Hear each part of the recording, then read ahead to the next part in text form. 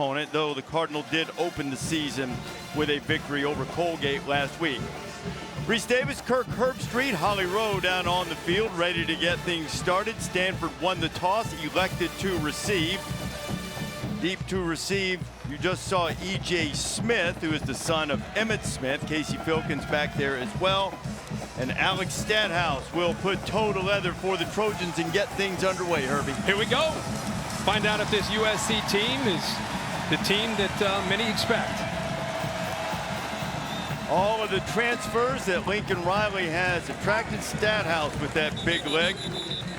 Knocks it right out of the end zone, and the Cardinal will open up behind their quarterback Tanner McKee at the 25. Yeah, 6'6", 230.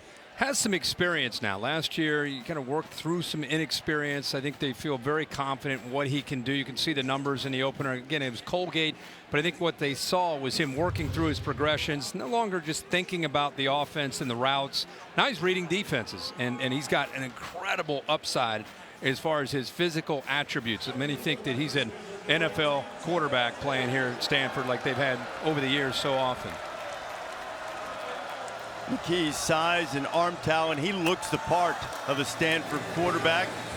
And a little bit of a new look for the Cardinal. You see a little ride on the RPO slow mesh look, and Michael Wilson makes the first catch. What's interesting is he's making a read off the safety. A long ride, reads the safety who comes up. Now this is all new, like you said. They worked it in the offseason, studied this, did not play it at all last week against Colgate, and the first play they go to it. E.J. Smith on the carry, and he'll pick up a couple before he's knocked down by Nick Figueroa. You know, over the years, Stanford, going back to Toby Gerhardt, Andrew Luck's era, they're always about that power running game, establishing a line of scrimmage and going play action off it. They think their receivers and the quarterback may be the strength of their team. They're going to go into these formations quite a bit. They empty it out. E.J. Smith at the top of your screen. McKee firing down the middle, almost intercepted, and it is picked off by Max Williams. He's still on his feet, and Williams is finally dragged down at the 35-yard line. Bryson Tremaine stopped him, or he might have scored a touchdown. Well, Eric Gentry, keep in mind, you're not going to see this very often, a 6'6" middle linebacker, but I think his height and his wingspan causes this ball to have to go over top of him, and by doing that, the ball is thrown a little high, making him extend, unable to come down with it. And anytime a ball is tipped over the middle, you're going to see a lot of hands potentially get on that ball, and after Bullock touched it, eventually Williams comes down with the interception. But give credit to Gentry with his length, forcing that ball to go up and over him for eventually leading to that interception. Gentry, one of those transfers that we've talked about for USC, coming over for Arizona State after having a strong freshman season there. And now Caleb Williams is set up in business. Travis Dye, the Oregon transfer, behind him. He's turned the wrong way, and then backhand handoff to Dye, who bangs ahead to the 25. I mean, I don't know if that was... But maybe not. I don't know if that was an accident or knowing Caleb Williams, he kind of has some style points to him. He may have intentionally done that. I don't know how he got that ball in there, but he did, and they got a nice gain off of it. Pickup of 7 on Dye's first carry, who had over 3,000 yards in his career as an Oregon Duck. Now Williams a lot of time, and he's dangerous when he does that. First down into the red zone, and he slides down. They're going to mark him down at the 16. It'll be a first down for the Trojans. Of course, this is what makes him so tough to defend. Watch the linebackers clear out. They're concerned with all these receivers, the crossing routes, and when you do that, you got to have somebody home to squeeze Caleb Williams, because he is a legit threat when things break down. He's not just looking to buy time to throw it. He can do that, but he'll take off with his legs and get first down yardage.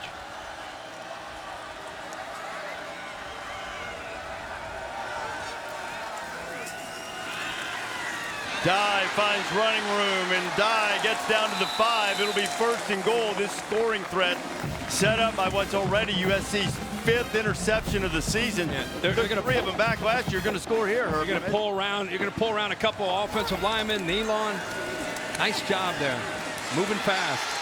Caleb Williams, easy little pitch out there to Lake McCree, and it's a touchdown SC.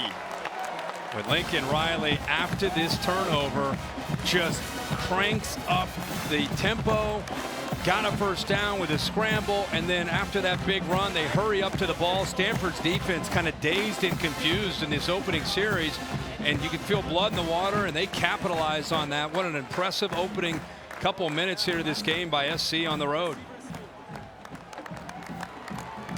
And the extra point is put through, and just like that, USC takes advantage of a turnover, marches it down the field, and gets it in. Yeah, you can follow 87, kind of flipping out there into the flat. That look, that kind of split zone look, so often they hand that football off, puts so much pressure on the edge defenders. You don't know if 87, when he moves on that split zone, if he's going to block the edge man or if he's going to slip into the flat. And Caleb Williams said, man, that was easy. Lake McCree with his first touchdown. How about that?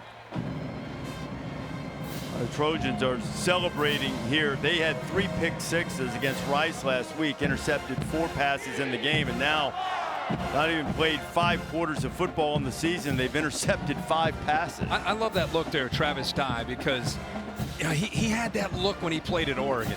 And with all these transfers coming in, trying to melt him into one culture, he has a lot to do with it.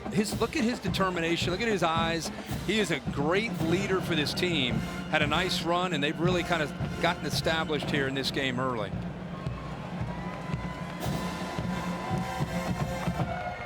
So a quick start for the Trojans. They're set to kick off for the first time, and for the second time, I should say, in about 2.5 minutes. This opening quarter from the farm.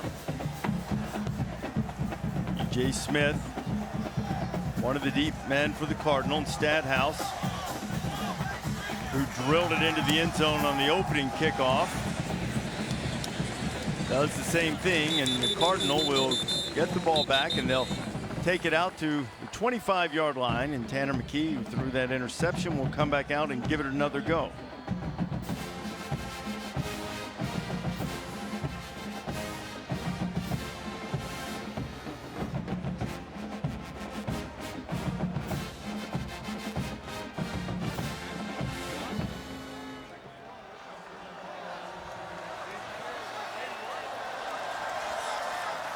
And we welcome you to Stanford Stadium on the beautiful campus of Stanford University. ABC Saturday Night Football, the Cardinal and USC. SC already up 7-0, and E.J. Smith, the Stanford running back, hits a first down on a nice run. Here's what you missed in the first 2 minutes, Herbie. This game got started fast. Stanford had the ball first, a ball that was thrown high, tipped. Interception there by Max Williams, and a couple plays later, just like that, this USC team with all that hype, they go on the board first here to go up 7.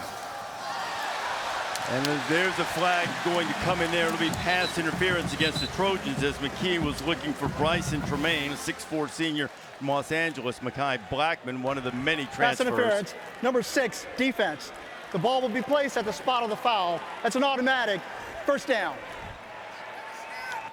Blackman coming over from Colorado called for the foul. Yeah, and again, another run pass option. Talked a little earlier about what David Shaw has done in the offseason, studying Wake Forest, going to more of this RPO look, which is new for them. And right now the USC safeties are not figuring it out, putting a lot of pressure on the corners on islands. That was a little bit disjointed. Going to be a false start. And they kept this under wraps in the opening win against Colgate last week. False start, number 75, offense. 5-yard penalty, still first down. Didn't really show any of the slow mesh look here and trying to catch Trojans off guard, and also to reinvent themselves on offense a little bit. Yeah, again, they used to be more of a, you know, you put I formation, a couple tight ends, and just, you know, intellectual brutality, dominate the line of scrimmage and play action off of that. The years of Andrew Luck and Kevin Hogan and so many others, and they've kind of changed because of their skill and who they have at quarterback and receiver. That is a terrific cut from Smith. E.J. Smith rumbling his way into USC territory, knocked down at the 40-yard line. Max Williams on the stop. Well, you're going to get good blocks in here. The linebackers, I think, get confused here because 87 Archers looks like he's going here. A lot of times that's going to bring the ball that way, but instead they go back that backside behind that, and the linebackers are out of position. Give again to Smith. Good running room over the left side. He'll pick up 6, maybe 6.5 before Blackman stops him. This is a great test for Stanford because this is a veteran team. They have been through a lot in recent years with COVID and the restrictions and the injuries. They put a lot into this season with a lot of fifth-year seniors and guys that have been embarrassed with how they have played in recent years. How do they respond to this adversity? So far, they look great. Casey Filkins now in the game at running back with his first carry. Tui Pelotu making the stop for the Trojans. Nice. So here's what he's looking at. He's trying to determine, watch how long the mesh, watch the quarterback and the running back. Long mesh, read him, he drops, you hand it off. He comes down, you pull it, and you're going to throw the ball to the receiver to the left. Look how long this mesh is. The longer he stays on that mesh, the longer it gives him a chance to be able to make that read and determination on that safety. Again, the long, slow mesh. Filkins picking his way down to the 23. And this time he's reading the linebackers. This time, so it's not always the safeties. This time he kind of felt the backers. Backers see this action and they right away start to back out. And so he decides we're going to hand it off, get some positive yards on 1st and 10. Again, he thought, boy, the way Wake Forest has run this offense, he just thought it would transition well to what he has to work with here on this Stanford roster. This time straight pass. McKee pressured and he's knocked down. Solomon Byrd there to get to the Stanford quarterback. Well, that's just great coverage downfield. You know, he's either got to, find a way to get that ball out. You see a blitz here, it gets picked up, but what I recognize is there's nobody to throw the ball to. Eventually they're able to get home, but ideally he's able to get rid of that or make a little bit of a quicker decision, kind of tight end over the middle there, but you can't obviously take the sack. First chance to convert a 3rd down tonight. Dave got it to Smith. Smith inside the 20, trying to strain his way close to the 1st down. I think he's going to be about a yard short. But they've really committed to this new look. Anytime you see David Shaw's quarterback sitting on that long ride, you know what they're doing. This time he's going to get under center. SC's confused here. Smith's averaged nearly 10 yards per carry in this opening quarter. Romello Height is the Trojan that is on the deck. Stanford's on the move. Trojans up by a touchdown. What kind of person would come here? And welcome to Saturday Night Football on ABC, presented by Capital One. This is a presentation of the Pac-12 on ABC. Reese Davis, Kirk Herbstreit, Holly Rowe with you. Trojans already up 7-0. Stanford trying to answer, and the Cardinal facing a 4th and 1 from the USC 19-yard line. So far, we've seen a really good start by E.J. Smith. E.J.'s got it again. He's got a 1st down. He's averaging close to 10 yards a carry in this run-pass option scheme that they're unveiling tonight for the first time. So he's been a beneficiary of those safeties and backers kind of dropping back into coverage. You have to respect, McGee can spin it. There's Emmett, of course, looking on, a proud father. But you have to respect the receivers and the quarterback. So you're dropping back into the zone, and now you have to be worried about what E.J. Smith can do running the football. And it's some wearing that familiar number 22, catching the pass just like Dad did, diving for the pylon, and he'll be stopped short of the touchdown, but the Cardinal with a 1st and goal. Yeah, he's showing a little bit of everything tonight. Can the backer get to him? You got to try to get out there and play man-to-man. A tough ask by Shane Lee. Good effort here by E.J. Smith to try to extend. He steps out, but still, you can see the progressive pylon cam where he stepped out of bounds. But Stanford's ready to go again up at the line of scrimmage. And, of course, they're going to have to wait for USC to make their own adjustments with the substitution of their own. This is more familiar for the Cardinal. They bring a fullback into the game, E.J. Simmons. Going back to E.J. Smith. E.J. not finding any kind of running room there. A host of Trojans there, including Eric Gentry. SC, everybody wants to know how physical can SC be, right? That's all you hear. We know they got Caleb Williams. When they got all these transfers, all these skill guys, but how tough are they at the line of scrimmage? That's a big question about this team. I think they're confident in who they can be. That time stood strong there at the point of attack up front. I think Stanford goes back to spreading them out. Create that space. They got great athletes. Half roll on 2nd down. McKee being chased back of the end zone. Did he get the feet down? No signal yet. Touchdown, they gave it to him. How about Bryson Tremaine? Reese, that was, you're going to call it? I don't know if I had to look here. It's all about his feet. If they're inbounds, it's that left foot down. We'll have to check it, maybe another angle to see if that heel came down at all. Here's a perfect angle right here. Watch that left foot. Ooh. The heel looks like it stayed up, but they're going to probably take a peek at that, I would think, Billy, don't you? No question, they'll take a look at this one. And there's a difference between one motion of the foot coming down and then showing that you can get the toe down and keep the heel up. Can you explain that to us? Help us understand that. All right, as he's coming down now, that foot's coming down in one motion. If that heel hits the ground, he's out of bounds. In one motion? In one motion. Gotcha. That's different than if you're going forward and tapping the toe and falling out of bounds, right? Exactly. That heel, could you tell by the looks that we have if that heel touched the ground? It's not indisputable video evidence from this angle. My gut tells me he's out, but I do not have video evidence. I just don't know if I just can't tell if it touched. I mean, it's obviously over top. It really looked as if it did from that other angle, but then you look at it from behind, and it's almost as if you can see a little red, a little Cardinal color in there. Tremaine coming off a horrific lower leg injury suffered against Oregon last year. They're thrilled to have him back in the lineup, and that was a tremendous catch. We'll just see if they let him keep the touchdown. So many of their receivers, were out last year, and that's why I think they feel so good about who they can be this year if they can stay healthy. There's David Shaw, and how about the job that Shaw did keeping these offensive tweaks under wraps? Yeah.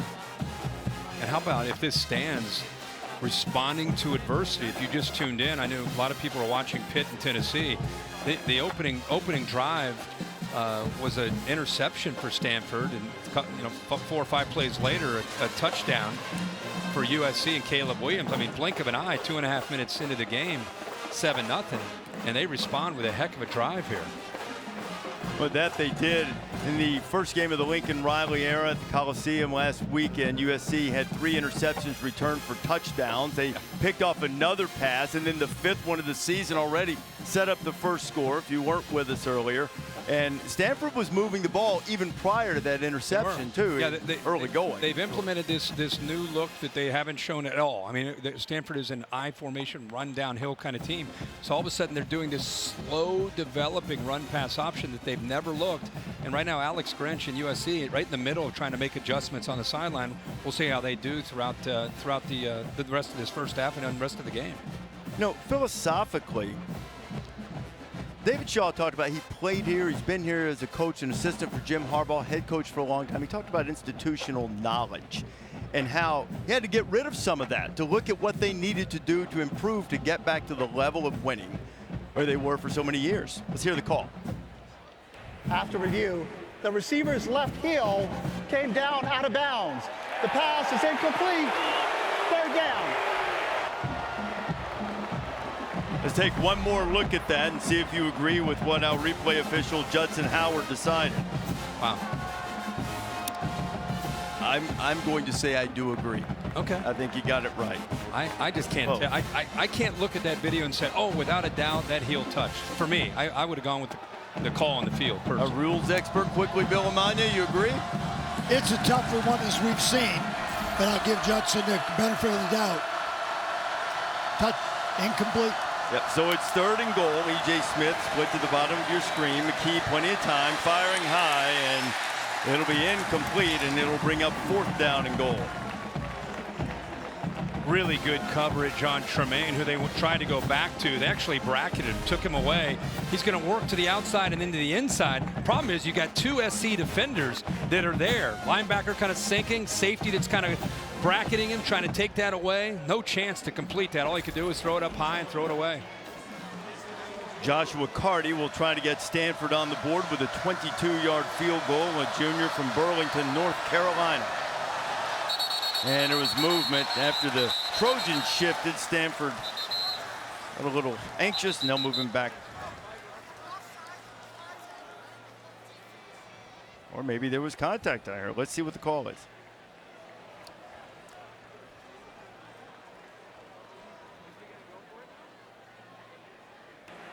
Offside with contact, number 91 defense. Half the distance to the goal line. Replay the try. Moves it down to the 2-yard line is David Shaw. David Shaw's going to send the offense back out. Do you like this call? I like it. Be aggressive. Coming off the year that they had last year, you're playing USC. You're down 7. You got the ball down to the 2-yard line. I completely agree. You haven't beaten an FBS team in 11 months. You lost 3 of your last 4 last year by more than 30 points. Try to make a statement. The only thing that concerns me, they moved the ball right down the field, but once they got into the red zone, and especially inside that 10, field's gotten tighter. SC's been able to make more plays, been tougher at the line of scrimmage inside this 5-yard line. E.J. Smith in the backfield. This will be the 13th play of the drive, and it's 4th and goal. McKee, slow mesh, little flip, batted into the air. Another interception. It's picked up by Mekhi Blackman, and Blackman stops the threat.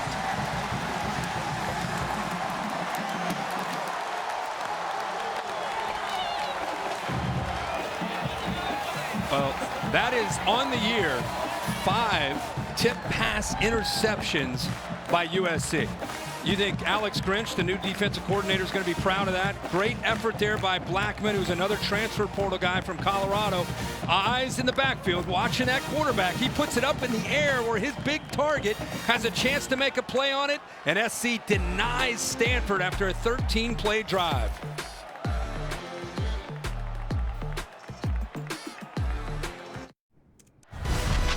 Saturday Night Football on ABC is presented by Capital One. What's in your wallet? Almost a year to the day since Stanford took care of USC, and that game was not as close as the final score looked. Stanford at one point up 42-13. A couple days later, USC fired Clay Helton. Eventually that led to the hiring of Lincoln Riley. As you look at Tanner McKee, who's thrown a couple of interceptions, and Riley, who has his team off to a 7-0 lead thanks to a couple of turnovers forced by his defense and a quick completion out to Mario Williams. Mario Williams, another transfer from Oklahoma. He gets up to the 25. Let's take a look at our Chick-fil-A impact players. Well, we're going to talk about a couple of transfer portals. Travis Dye, Oregon, Jordan Addison from Pitt. Heron is going to have to get pressure, 15 on the outside, and Caillou Blue Kelly going to be asked to cover these very talented and fast receivers that SC has. Caillou Blue Kelly is one of the better cover men and cornerbacks in the country, and he wanted his shot to Jordan Addison, and he's running with his back to the play in man coverage, and they throw it underneath to the Stanford transfer, Austin Jones, for a good pickup. Yeah, Austin Jones is, we had a chance to check in with him. He's fired up to have an opportunity to play against his old guys, and a little bit of fun trash talk back and forth this week, especially from some of the Stanford guys. Those are some of his best friends, that he's going up against. It's the world of the transfer portal that we're all trying to adjust to and understand.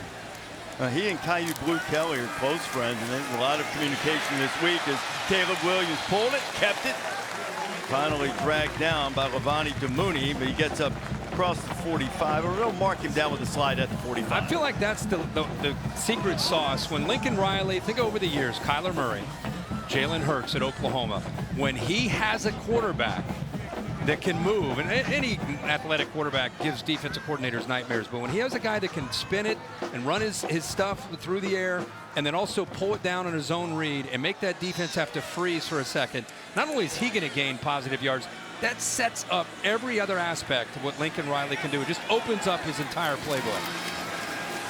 Austin Jones has it again. He knows his way around this field, and he moves into Stanford territory to the 45. Good block up front by the tight end Malcolm Epps. Voorhees also pulling around the left guard. And again, that's a staple of a Lincoln Riley offense. Those counter plays, they pull that backside. Could be anybody, but then in that case, the tight end and the left guard pulled around to open that up. They go play action off of that. Tough to match up with.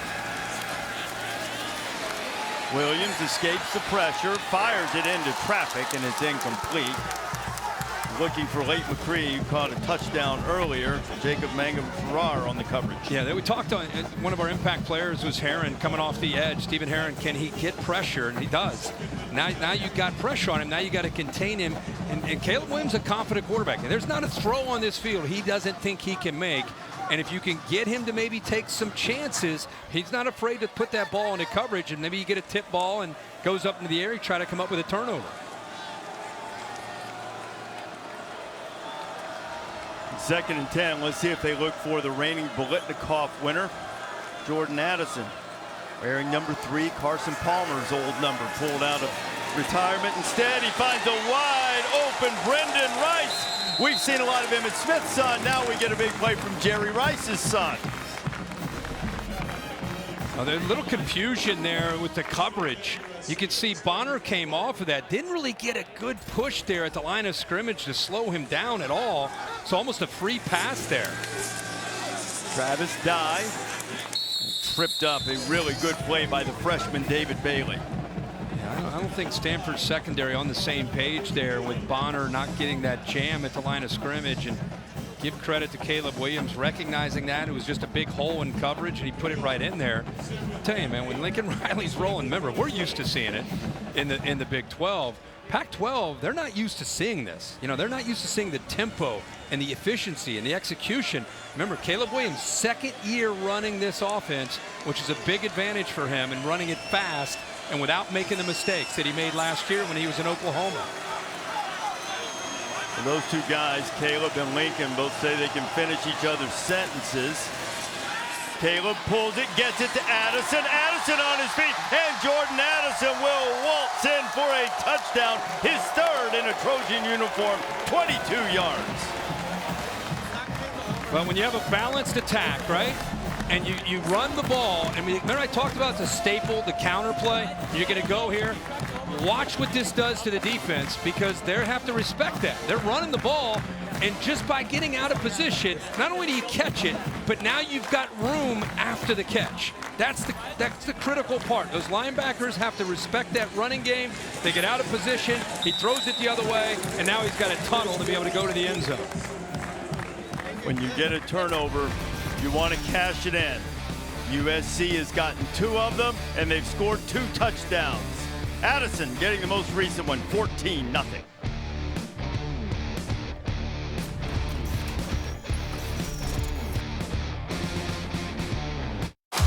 Kevin Agati in studio now for our Dr. Pepper Fansville studio update. Let's go to the Swamp. Kentucky down 3-0. Will Levis, he has time. How about the catch of the night from Dane Key? Holding on. Kentucky with the first touchdown of the game. 7-6 right now, Wildcats. Back to you, Reese and Herbie. All right, Kevin, that's a good one down in the Swamp. USC is off to a quick start. Forced a couple of turnovers, turned them into touchdowns, and with 4 minutes remaining in the first quarter, number 10 team in the land in the top 10 for the first time since 2017, already up 14-0. Casey Filkins will return this kickoff. Filkins looking for a little running room. A flag comes flying in from a couple of directions.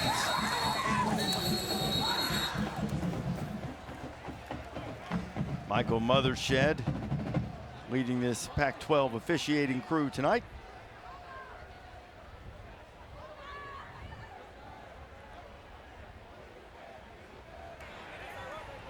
There are 2 holes on the receiving team. Number 86, that penalty will go from the spot of the foul, half the distance to the goal line. First down. Freshman Sam Roush nabbed for holding as we check in with Holly Rowe. Hello, Holly. Hey there, guys. Well, when I got to the stadium today, the very first person I saw 3 hours before the game down here was Jerry Rice. This San Francisco legend has his son on this team for USC. You saw Brendan Rice get a shot in that last drive, and he said, you know, I talked to him after the game, or before the game last night. I gave him a lot of encouragement, advice. He said, but I don't want to ever put any pressure on him. He's not trying to be great like me. He's just got to do his thing. And we already saw Brendan off to a great catch on that key drive to score. And really cool legends down here. Ronnie Lott, Jerry Rice, Emmitt Smith. I'm geeking out down here. Holly, that's one of the things Lincoln Riley's done. He's brought back a lot of the former Trojans, wanted to make sure that they feel a big part of the program. And Jerry's son, Brendan Lincoln Riley, was telling us the other day that very physical, needed some polish, and is really accumulating that quickly as he settles into this offense. Yeah, what a great offense to be able to come into, as we've seen here. I mean, look at Lincoln Riley step for step with Caleb Williams. First 2 drives could not have gone any better. They're still over there communicating, making sure that they're ready for that next series. McKee pulls it, completes it to Elijah Higgins. Higgins, one of the guys that they felt like maybe they didn't get the ball to quite enough in that opener against Colgate. Kalen Bullock on the stop. Yeah, really good read there by Tanner McGee. He's felt that slot nickel blitz there and just gets the ball out. He had right in the middle of a mesh and gets the ball out immediately and gives Higgins a chance there to pick up the first. E.J. Smith turns the corner and gets across the 25, and he'll be marked out of bounds up around the 29-yard line. Walter Rouse at left tackle, nice job. They just kind of set a wall up on the left side of that offensive line, giving him plenty of room to be able to get off to the edge. SC, I don't know if there was a miscue or what, but just kind of gave that edge up to the defense, and E.J. Smith took huge yards. McKee pulls it, taking a shot. Tremaine was all tied up, and Blackman is going to be called for interference. He and Tremaine have tangled a couple of times tonight. Well, again, if you're just tuning in, this is a new offensive approach from David Shaw. Pass interference. The mesh is here, but his eyes are here. Slow mesh, read that safety. He's coming down. Now you've got a one-on-one that you're trying to hit. He comes off that handoff, puts it up in the air. He ends up getting the interference, but that's pretty tight coverage there. And that's, you know, it still feels like a 50-50 ball. So you're reading that safety. It's almost like SC's willing to give up. Hey, we're going to come down and take away E.J. Smith. See if you can hit that one-on-one against bump tight coverage there. That's not an easy throw and catch to make. More traditional looking Stanford formation. Fullback in, and they'll go on the end around. Urasek getting at the big tight end, is rumbling into the open field. Urasek inside the 20. He gets inside the 10, and the Cardinal threatening again. Well, you know what? USC, thinking about Toby Gerhardt, they see I formation, they see this, right away they think attack, attack, attack, and instead it's the tight end that's going to come around to the other side. They're coming downhill to stop that run, potentially from E.J. Smith. A really good hustle there by Nugent, the center. A 50-yard run from Urasek back to E.J. Smith as he noses it down to about the 3. Now, they were down here the last time they had the ball, and things slowed down quickly inside the 5-yard line. SC, to their credit, buckled up against the run, forced him to throw, came up with the interception on a 4th down play. What does David Shaw have in store this time around? They desperately need to get it in to the end zone. Jay Simmons in front of Smith. Smith looking for a hole, and he is met by Trojans. First man in there was Shane Lee. Yet another transfer. Shane came over from Alabama. Shane Lee diagnoses this very well in the middle of this defense, and give credit to the defensive line for protecting him. Let him be free. He can get through that, all that traffic, and is able to slow him down really close to the line of scrimmage. Again, it's a different game for this Stanford offense when they get inside the 5-yard line. I think they prefer all that space to work with, and things just get a lot tighter.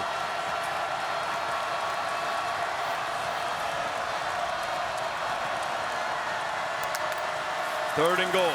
McKee's got a man out there. It is Smith, and that was easy. Touchdown, Stanford.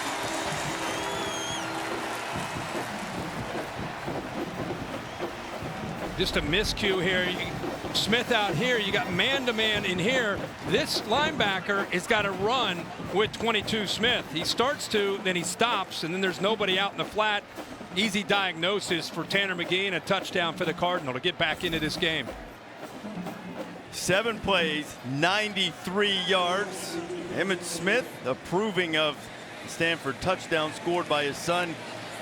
David Shaw, Tavita Pritchard raving about E.J. Smith's versatility and how he could be the next in that long line of terrific Stanford backs. Emmitt Smith, as a proud dad, is incredibly proud of what he's seen from his son. He's already got a couple receptions, a touchdown, and he's running the ball, averaging over 6 yards a carry. So really doing a good job here in this first half. Well, a lot of times there is a burden placed on the sons of greats, and who's greater than the all-time leading rusher in the NFL and the all-time leading receiver. There's E.J. and Emmitt in much earlier days for both of them, and Jerry and Brendan, along with our buddy Steve Young. I guess you got a little 49ers Cowboys feel here Sure does. in this matchup. Oh, Double Deuce rolls in there for the touch. I'm sure Emmitt Smith's always encouraging his son, but one thing that's different about him is, he's battled through some injuries last year. He's now bigger. He's taken advantage of the offseason, put some very good weight on. He's over 210 pounds now at 6 feet. I mean, he's a thick, strong back and showing the versatility to become a complete back this year, picking up blitzes on pass protection, catching the ball in the backfield. That's one of the benefits of playing in this offense. They ask their backs to do a lot, and E.J. Smith certainly can do that. First play of the season offensively for Stanford was an 87-yard touchdown run against Colgate last week for E.J. Smith. Gary Bryant is deep. He will watch the kick sail over his head. And they'll bring it out to the 25. Let's go back to, so again, they've had the ball twice, 2 touchdowns. This is the last drive. You saw a little bit of everything. You saw a run here from the Stanford transfer, Austin Jones, positive yards. Really, Stanford's defense confused, busting coverage there. Caleb Williams takes advantage of it. Watch these offensive linemen get downfield in the touchdown. They're punishing people. This big offensive line, that was Bobby Haskins, the left tackle, 15 yards downfield, taking it out on a safety. So 2 for 2, 2 drives, 2 touchdowns. What can Stanford come up with right now with Lance Anderson, the defensive coordinator? Remember, they've adjusted themselves. They've always been a 3-down lineman, 4 linebacker defense.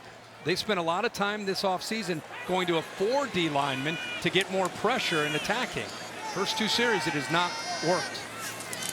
They're hoping it would fit into the recruiting profile. Easier to get the edge guys. He's got a big shot up there. It's Addison again. Can he stay on his feet? He does. Jordan Addison, just like that, beats Caillou Blue Kelly at 75 to the house.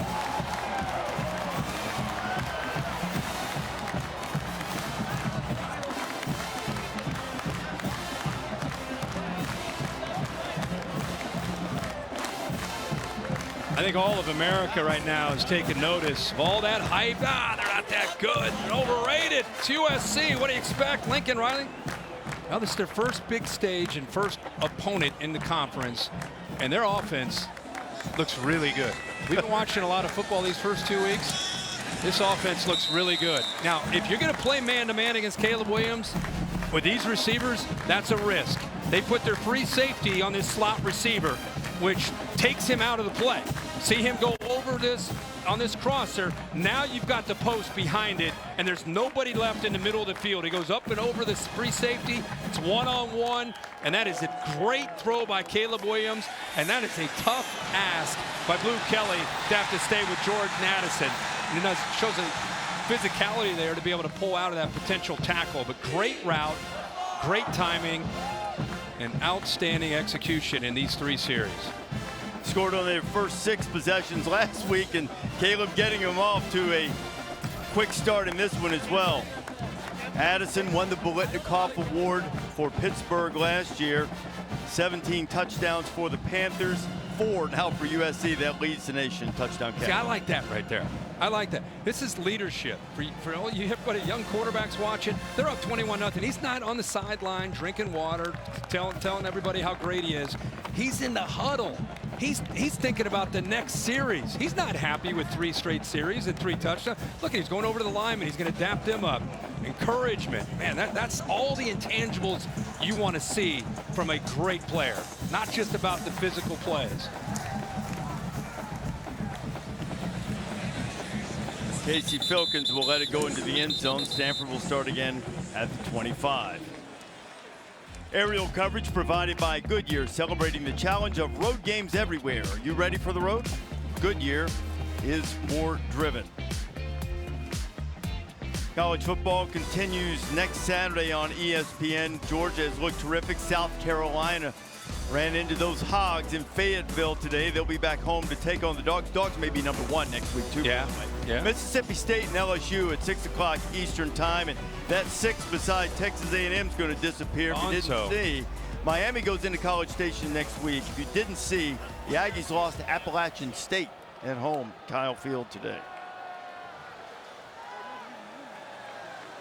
21-7, Stanford been able to control the ball some.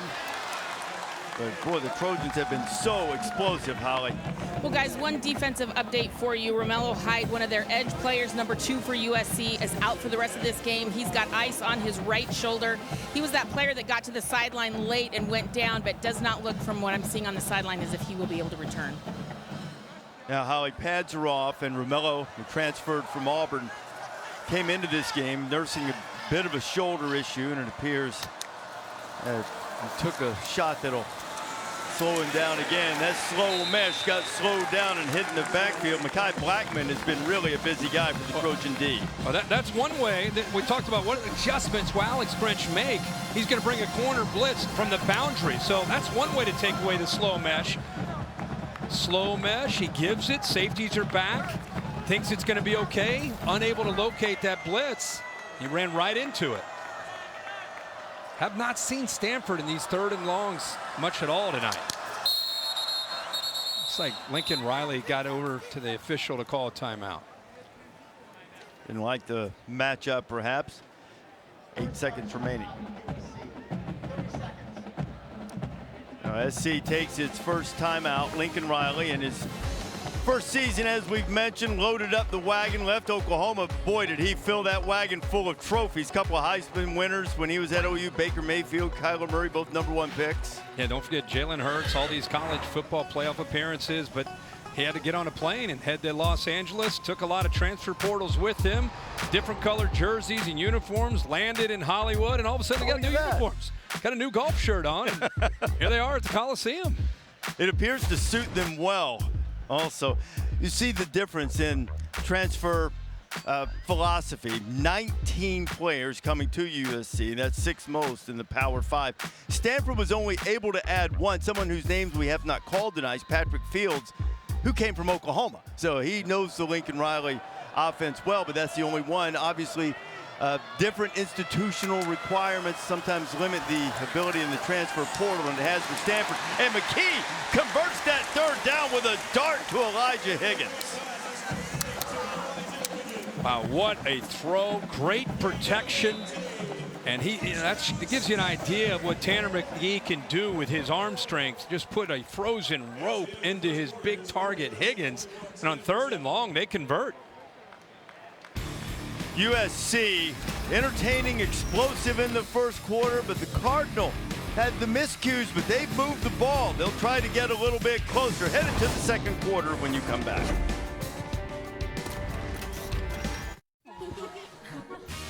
Welcome back to Saturday Night Football on ABC, presented by Capital One. Starting the 2nd quarter here at Stanford, USC on top of the Cardinal 21-7. Cardinal had a couple of turnovers, but they've really moved the ball when they're doing it again with E.J. Smith, who is just gashing his way through this Trojan defense. Yeah, and you know, this is a play where he shows vision. He finds it in the backside, but USC not very sound here on this play.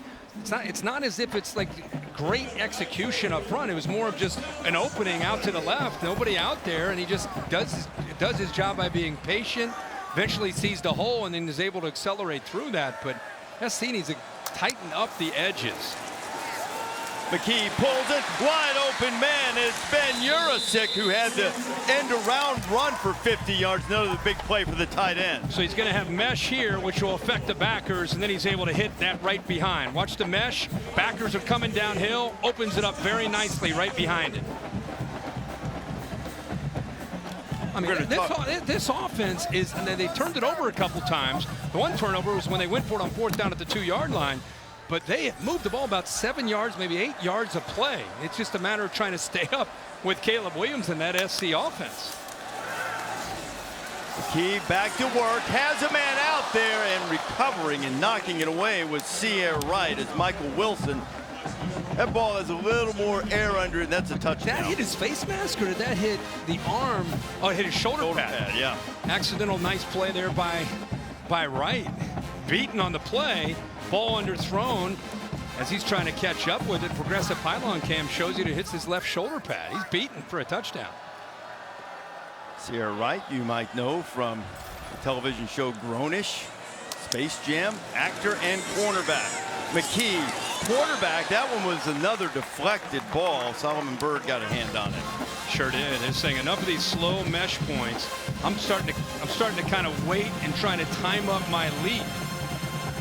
They've thrown so many of these in his first half. This time, 51 Berg waits, and then gets up into the air. Second-level defender, linebacker. If he doesn't make that play, that's another completion on a glance route. McKee picked up 23 on a 3rd and 15 earlier in this drive, and they. Tanner McGee, I don't know if he's selling this. Okay, I thought he might be selling it. They're going to direct snap it to Smith, but he was a little confused. He's all set now. They really need to keep this alive and try to score the touchdown. They'll try it right now. Back shoulder and the catch by Bryson Tremaine.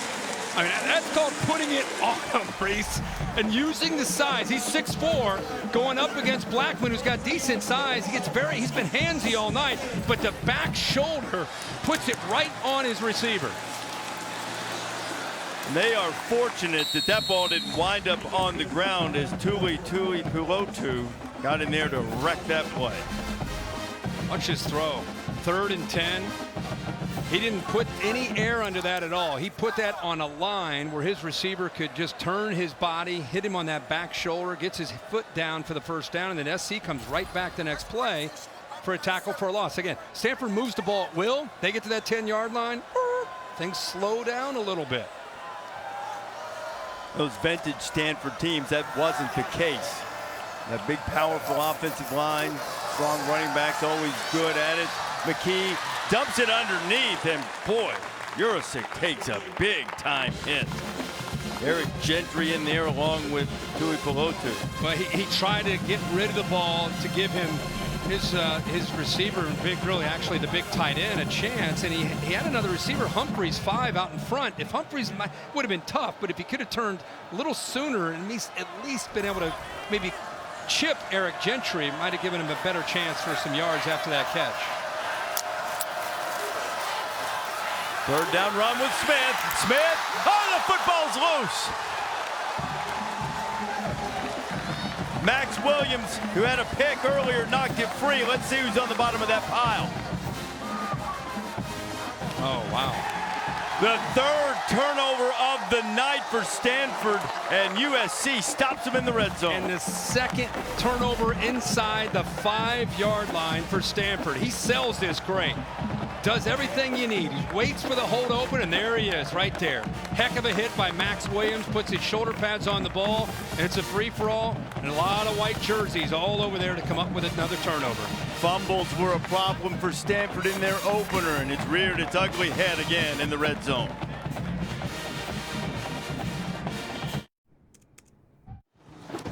Well, here's the view from the AT&T 5G Skycam. Don't forget to check out the AT&T 5G Skycast streaming live on ESPN3 and the ESPN app. Well, Stanford has had goal to go in its last 3 drives and a grand total of 7 points to show for it. Fumble by E.J. Smith. Trojans have the ball back, and they keep it on the ground for the first play of this drive. I think the real question for Stanford is they've been out on the field, there's defense for 3 series, and they have given up 3 touchdowns. The last one was a bomb to Jordan Addison. Coming off a year where they were 4-8, they made all these changes to become better this year, and their first big game on a big stage, they give up 3 quick touchdowns. Where's their attitude? You know, Lance Anderson's a very talented defensive coordinator. He's doing the best that he can, but right now, this is a tough matchup against all their speed and skill with Williams and these receivers. The Trojans have 21 points, and this is just going to be their 15th snap. That's pretty efficient. Caleb Williams floating it up the sideline, and Travis Dye, the intended receiver, and then a flag comes in.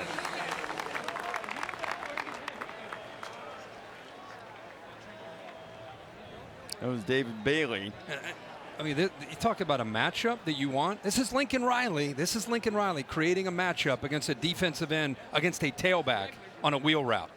Tough ask for a big defensive end. Pass interference, number 13, defense. 15-yard penalty from the previous 23. spot. It's an automatic. First down. Think about this. Lincoln Riley sees that the corner's in man-to-man. He's like, he probably made the call from the sideline saying, oh, we got a matchup.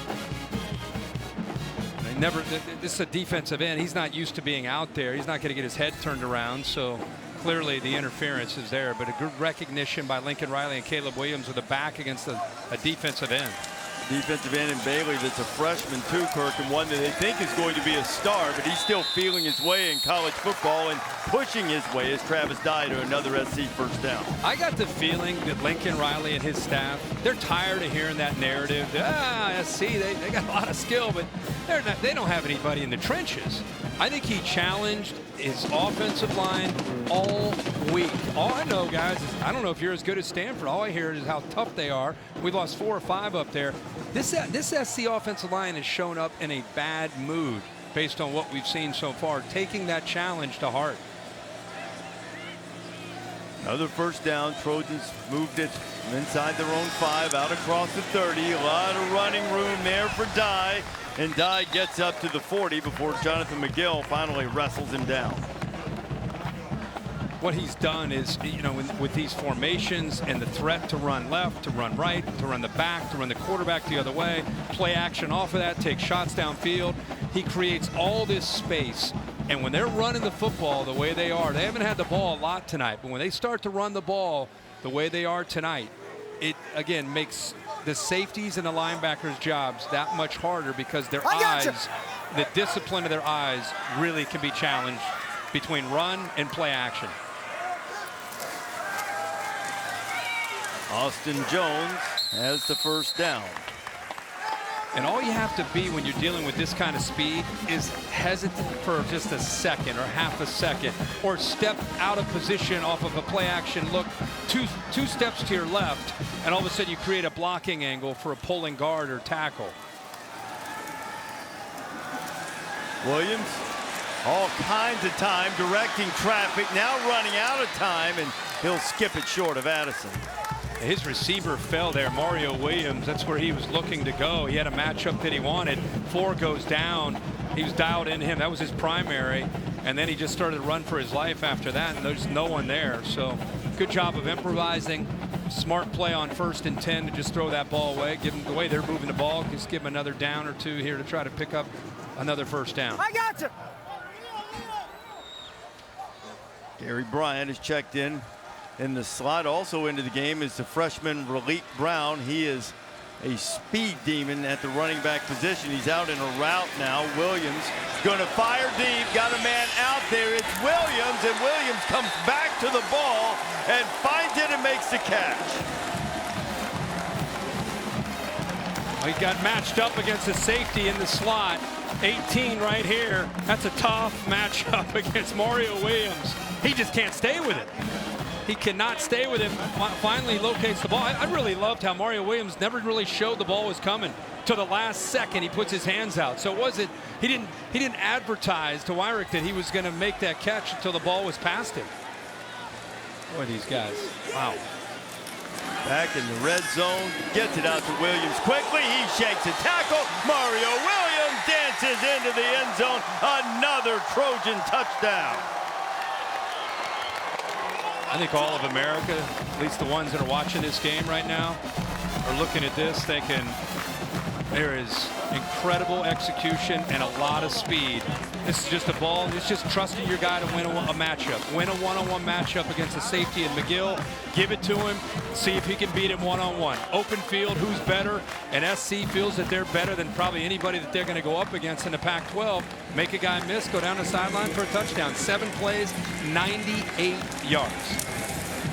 And if you took over 6.5 plays on that drive and started at the 2, you are a winner.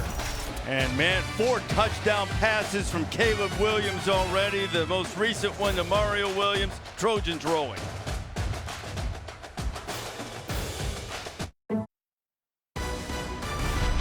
Saturday Night Football, presented by Capital One on ABC, is brought to you by Goodyear.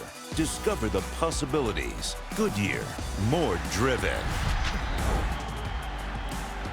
One of the greatest players ever to step on a college football field is Andrew Luck. And a few moments ago, the College Football Hall of Fame's on-campus salute greeted Andrew Luck. He's a 2022 College Football Hall of Fame inductee. Will be inducted in the annual awards dinner in Las Vegas coming up in December. Andrew Loves it here at Stanford. Back in school, has been hanging around the football team a little bit. And Holly Rowe's going to visit with a Stanford legend coming up right after this kickoff. Casey Filkins is deep for the Cardinal, and he'll return it from just about his 1. There's a little alley for Filkins. Filkins across the 30. He's knocked down at the 33. Holly? Well, a huge ovation as you're honored in the field going into the College Football Hall of Fame. What does it mean to you to be known as such a legend here at Stanford where you played? Oh, it means the world, and probably more than is the relationships with these men standing behind me, my wife. The love from this place for us is special, and in many ways it feels like coming home. You know, you told me at practice the other day it does feel like coming home, but that you were proud of how you changed the culture here. 7 losing seasons before this group of guys got on campus. How did you do that? Yeah, an amazing group of guys, an amazing group of coaches. There's names all over the NFL and college, and fun stories about it all. And we worked really hard, and we enjoyed each other's company. And we made the most of our opportunities, and I hope our guys keep chipping away and making the most of their opportunities this game. A good game there. I know quickly you wanted to say one more thing about a special Hall of Fame class. Yeah, no, it's certainly for me the College Football Hall of Fame today. But it's the 50th anniversary of Title IX. Stanford Hall of Fame inducted 10 incredible women, and they're going to be honored at halftime. I'm not sure it's on TV, including Tara Vanderveer, one of the great coaches of all time in the sport of basketball, and the worldwide superstar Neko Ugwumike, who was my classmate. And it's special to share this night with women, and it's especially topical because I have 2 girls now, and I want my girls to have all the opportunities in the world that little boys get as well. Thank you so much, Andrew. Appreciate you. My pleasure. Andrew, Holly, thank you very much.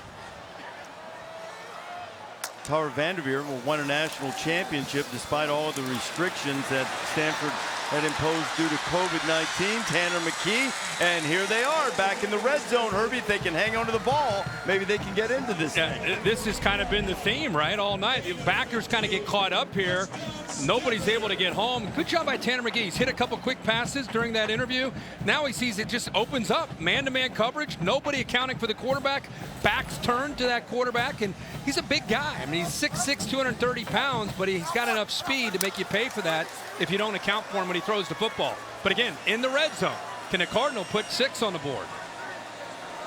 2 of their 3 turnovers have come in the red zone, come goal-to-go situations. McKee throwing out. Oh, and he had a freshman tight end, Sam Rouse, by himself. I think he was going to walk in, and he just flat dropped it. Yeah, I think the young freshman starts to think a little bit about what's going to happen after the catch. He gets caught up here and then releases.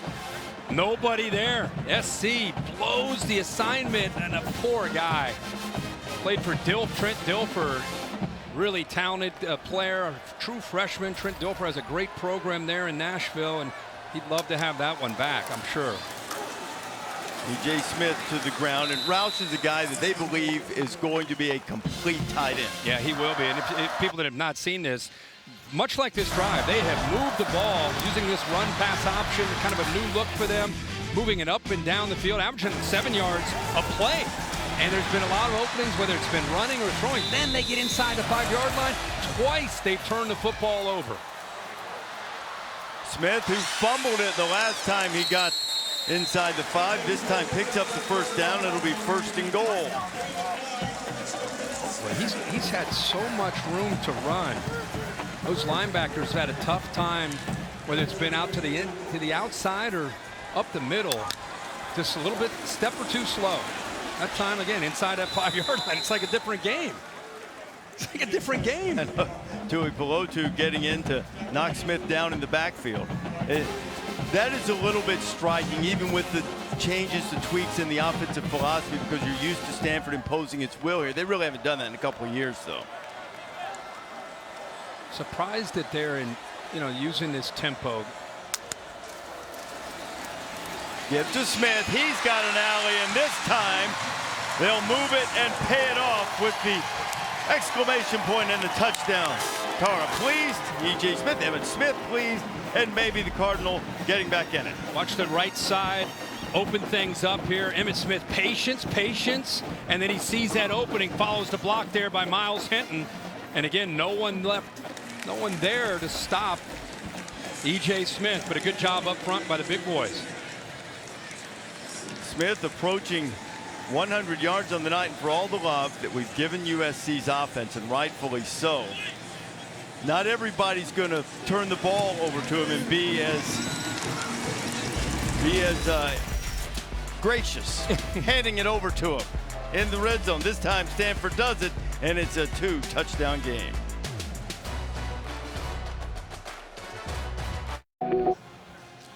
Hey, Reese and Kirk, Chris Fleeka, the Bear, with tonight's Aflac trivia question for you. With a win tonight, SC would be halfway to finishing September with an undefeated record. They got a couple of games left with Fresno State and Oregon State, even if they can win tonight. But it hasn't happened in a while. Which team won the national championship the last time USC ended September with an undefeated record? That is tonight's Aflac trivia question. You already know this? No. I don't even know what that means. I mean, looking at the last time SC got through September undefeated. First answer that. What year was that? Well, I have no idea. That's the thing. Right. The easiest guess would be Alabama or Clemson because they won more championships than anybody else. Let's go to the studio now, check in with Kevin Nagandi, see if he knows the answer. Yeah, he might know it. No shot, Reese. Absolutely no shot, Herbie. I wish I could help. Dish halftime report just minutes away. Booger McFarland, Dan Mullen joining me. Dave, top 25 upsets. Who surprised you? Well, it was App State, the way they controlled the Texas A&M offense. Only 8 first downs for A&M. I think it's Marshall, committed to the run game, stuck with it all day, and their defense would not threaten vertically by Notre Dame at all. Sat on routes all day and got 3 interceptions. Irish off to an 0-2 start. Also, highlights in Gainesville, a really good one between Florida and Kentucky. Back to you, Reese. Kevin, we'll look forward to that. And that's a stunning note that Booger had there. 8 first downs for the Aggies at home. Against Appalachian State, North Carolina scored $1 million on them. Of course, they scored almost $1 million against Carolina. Back to Austin Jones. USC gets it up to about the 30. It'll be a pickup of around 5. One of the things I like to watch when Lincoln Riley has an offense like this is the safeties and the challenge. Whether there's E.J. Smith going into the locker room, who's had a great first half. Hopefully he's going to be okay. Looks to be okay. We have a player down, but when he's going like this, the safeties are put in such a tough spot, because do you come up and run support where they're averaging 7 yards a carry, or do you sit back and worry about the big play ability of Caleb Williams getting these receivers one-on-one? It's a pick your poison kind of thing. But the safeties have the toughest job tonight of trying to help out against the run and prevent the big play over the top. Doesn't get more efficient than SC scoring 4 touchdowns on 4 possessions. Stanford's outgained them, at least pending the outcome of this play. They pick up a first down. Cardinal, they have 300 yards. USC's approaching that as they get another first down. And here's the other problem as a safety, right? Do I walk up tight on Mario Williams without anybody behind me as a safety? And we already seen what's happened when safeties do that. He goes right by him. Or do I give him a cushion and Caleb Williams goes, oh, you're going to give him that 8-yard cushion? Quick throw to the outside, first down. So it's really tough unless you have dominant defensive linemen. Jones pushing his way across the 45-yard line. Williams already has 4 touchdown passes tonight, only 2 incompletions. Yeah, he pushes, but really that line is pushing, and he's just following right behind it. I think that's been the biggest thing for me. We all knew about Caleb Williams in his second year with Lincoln Riley. We knew about Travis Dye. We knew about Mario Williams. We knew about Jordan Addison, all these talented skill players. What I wanted to see in person was the physicality and the oomph up front of SC's offensive line. Did they have it? Man, do they ever. Williams pulls it, a little tunnel. There's Addison. Addison, who scored a couple of times tonight, is knocked down and picks up the first down. Again, if you're going to sit back, they're just going to hit some quick throws underneath. These offensive linemen are athletic enough where they're doing a really good job of blocking downfield. That time you saw Nealon, the center, showing some great athleticism. He's 10, 15 yards downfield trying to pick up a block. So it's quick hitters, it's the run game, it's the QB run, it's the boot, it's the play action. Oh, by the way, just when your eyes are really confused, we're going to take a one-on-one shot and beat you with speed downfield. He did that, hitting Addison for 75 yards, a big chunk of the 100-yard receiving night he already has. There's Travis Dye shaking off one tackler, and Getting down to about the 35-yard line. When Travis came in here with Oregon last year, Oregon was ranked 3rd in the country. They got beat. Last game Stanford won last year, and he was close to 100 yards. I didn't look it up this week getting ready for this game, but if you remember back when Baker was there and Kyler Murray was there and Jalen was there, I mean, those offenses were humming like this. Well, they're averaging 44, 45 a game pretty much. I mean, other than Utah, maybe, who's going to match up with these guys in this conference and try to slow this offense down? Kind of looking at the schedule ahead. I don't know if Oregon State can do that, but that'll be a tough trip. There is Leighton McCree. He had a touchdown catch in the early going, and he has a first down catch from Williams. Again, just a really good job by Lincoln Riley mixing up different looks. And he's not utilizing just Jordan Addison or just Mario Williams. I mean, he's getting everybody involved, throwing the ball to the backs, throwing the ball to the tight end, running the football. Right now, he is in control. And again, we'll keep a shot, maybe do a double box, show how active he is with his play sheet and communication with Caleb Williams before the snap. They are really in lockstep with how they see things. The give on the inside, and Dye is going to waltz his way into the end zone. 5 possessions, 5 touchdowns, 27 yards for Travis Dye. You know, it's almost like Lincoln Riley's playing Madden, like a dream or a fantasy game, and he's just over there calling. Caleb's about to snap the ball. He's like, what? He probably hears what? Check. Sees the look that he wants, makes the adjustment, sees the blocking angles, the offensive line. Somebody's out of position. Clearly, they saw what they needed to see based on their film work all week.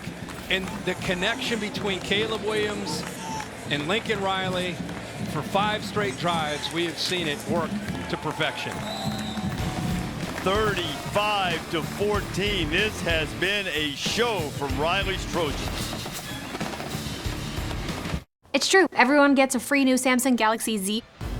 Kickoff week 1 of the NFL Sunday, 10 a.m. Eastern time. The Countdown crew on ESPN and the app, they'll take you right up to kickoff. And then Monday night, the 53rd season of Monday Night Football.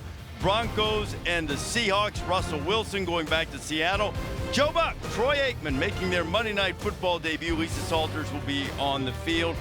And of course, Peyton and Eli are going to be back on ESPN2. Coverage begins Monday Night Countdown at 6 o'clock Eastern time. I was kind of looking around trying to figure out something USC hasn't done well on offense. You know what they've been inefficient at tonight? What's that? Converting third down. They haven't had one. They haven't had one. Here goes Casey Filkins returning the kickoff. Stanford will try to score before halftime. Barry, you got the Athletic Trivia answer? I do. Of course, for tonight's Athletic Trivia question, I asked you the last time USC finished September with an undefeated record, who won the national championship? So the first part of the 2-pronged answer was the year was 2010. And of course, the national championship year was Auburn. That very dramatic national championship game win over Oregon. Dude, how do you come up with these questions? I try and come up with some storylines I try and come up with some storylines around the game. It's been a while since SC has been a factor late into the year. So how about just asking us when was the last time they were undefeated? That's too in September? easy, though. There's no playoff with that, though. I want to give you a little history and add a level to it. Well, that's the thing. The big note in that is that it's been 12 years, or going on 12 years, since they got out of the first month of the season unscathed. Right. Right. But that's a tough one, Bear. I'm not sure that's fair. But I'm just visiting tonight, so I'll let you guys settle that out. One of the benefits is this new RPO scheme that David Shaw has unveiled tonight. The safeties are really hesitant to get down and get involved in the run game because he's pulled it so many times to throw, and it's opened up some big running lanes. And the Trojans get some heat in there. Nick Figueroa among the men bringing down Tanner McKee. Well, Alex Grinch is known, you go back to his days at Washington State as a DC, and of course when he was at OU, they're known for their twists and a lot of movement up front. They don't necessarily blitz a lot, but they love to take some chances with some movement. That time it worked out. McKee, and the ball is on the ground, and I think he didn't complete the catch. Well, that was a hit. It was a big-time stick. About this. Nomura laying the lumber. Perfect timing. Let's take a listen to this. This is why you hit clean. Ooh. Boy, that's nice. How about use the shoulder too? To a CV. Nomura, look at right on time. I mean, Bill, you like that, right? I mean, that's not what you guys teach, all the clinics? Pass. No, but I'm just saying, the technique, right? Exactly. That's beautiful. Wilkins nowhere to run. Headgear comes flying off. Stanley Taufuo made the tackle and lost his hat. Well, there was nowhere to go on this run. That slow mesh point has been working out for McGee and E.J. Smith, keeping those safeties and those linebackers back. And that time just got squeezed, nowhere to run. Hey, I want to 4th and 16. We're about to see our first punt of the night. Okay, well, let's call it a timeout. It's 35-14. Now remember, Stanford received the opening kickoff. They won the toss, elected to receive, which means SC's got a minute 15 to get it back and double score. Plenty of time. Plenty of time with the way Caleb Williams is working. I mean, they'll be able to work a little clock maybe the way they've looked in these first 5 drives, but they're not going to think of taking the knee. You know, they're thinking about scoring and being aggressive and continuing to try to put points on the board. Why wouldn't you, right? Hey, it's early in the season. You're trying to mesh a lot of guys together, get some rhythm. They should have plenty of confidence. But it's really unfortunate that Stanford has had the turnovers. If not, we would be looking at an absolute barn burner. 3 turnovers to them deep in the red zone tonight. And Stanford in a big hole. Aerial coverage provided by Goodyear. Road tested and game ready. Are you ready for the road? Goodyear is more driven. Next weekend, we had a wild Saturday this week. What's in store? Georgia, maybe they're going to move up to #1 after Alabama's late escape at Texas. There at South Carolina are the Bulldogs, the reigning champions. Other Bulldogs in the SEC on the road to take on Brian Kelly and LSU. Miami and Texas A&M. A&M, victim of an upset at the hands of Appalachian State, which is a really good, solid football team. Yep. You got a feeling. You know, it's so early in the year, you can't really judge. You got A&M still obviously so much in front of them. They'll fight back next week and be more fired up to play against Miami, but give Appalachian State all the credit in the world for that win. Ticking down toward a minute, Caleb Williams to Jordan Addison, a terrific open field tackle by Jonathan McGill. Boy, McGill did a good job tracking him all the way across. Let's see Lincoln Riley now. You know, if they want to continue to move, there's 9 drives. Is that pretty good in the first half this year? Points on every drive with 8 touchdowns. Boy, oh boy. They have just been a machine in this one. The Trojans have already put up 348 yards in the first half. Now, it's a challenge. Lincoln Riley's having to collect all of these players from all over the country, from Pittsburgh and Addison, Ohio State, Alabama and Auburn, a couple of defensive starters from there. Oregon, a couple guys from Washington. We've seen Brendan Rice. These are the most notable guys who've transferred in. Yeah, we've heard from him tonight. I think he said when he came over from Oklahoma and he had a chance to go to a couple practices and he saw firsthand, you know, what he was working with. He, you know, respectfully, he just thought, you know, we've got to go to work. You know, we've got to be able to find ways to get this roster up to where it should be based on the standard that he expects. And that's with the new rule. They were able to go into the portal and bring guys in right away. And able to, once he got Caleb Williams, I think a lot of other dominoes started to fall. People wanted to play with him because of his potential and what he could do in this offense. You know, he did say he thought the offensive line was in decent shape. They still took a transfer there that we saw Bobby Hopkins make a big block on touchdown play earlier tonight. And they go to the ground with gentleman we've mentioned earlier, Austin Jones, who's been Stanford's leading rusher the previous 2 seasons, but transferred down to Southern Cal. David Shaw, another timeout, trying to get the ball back here. This is what they've had a chance. All these transfers have come in. They've had a good couple weeks, started with Utah State and now what they're doing tonight on the road against Stanford. We want to see, okay, on the road, conference game, how are they going to do? It's been nothing short of perfection. In every drive, they've scored touchdowns. They've done it in different ways, downfield shots.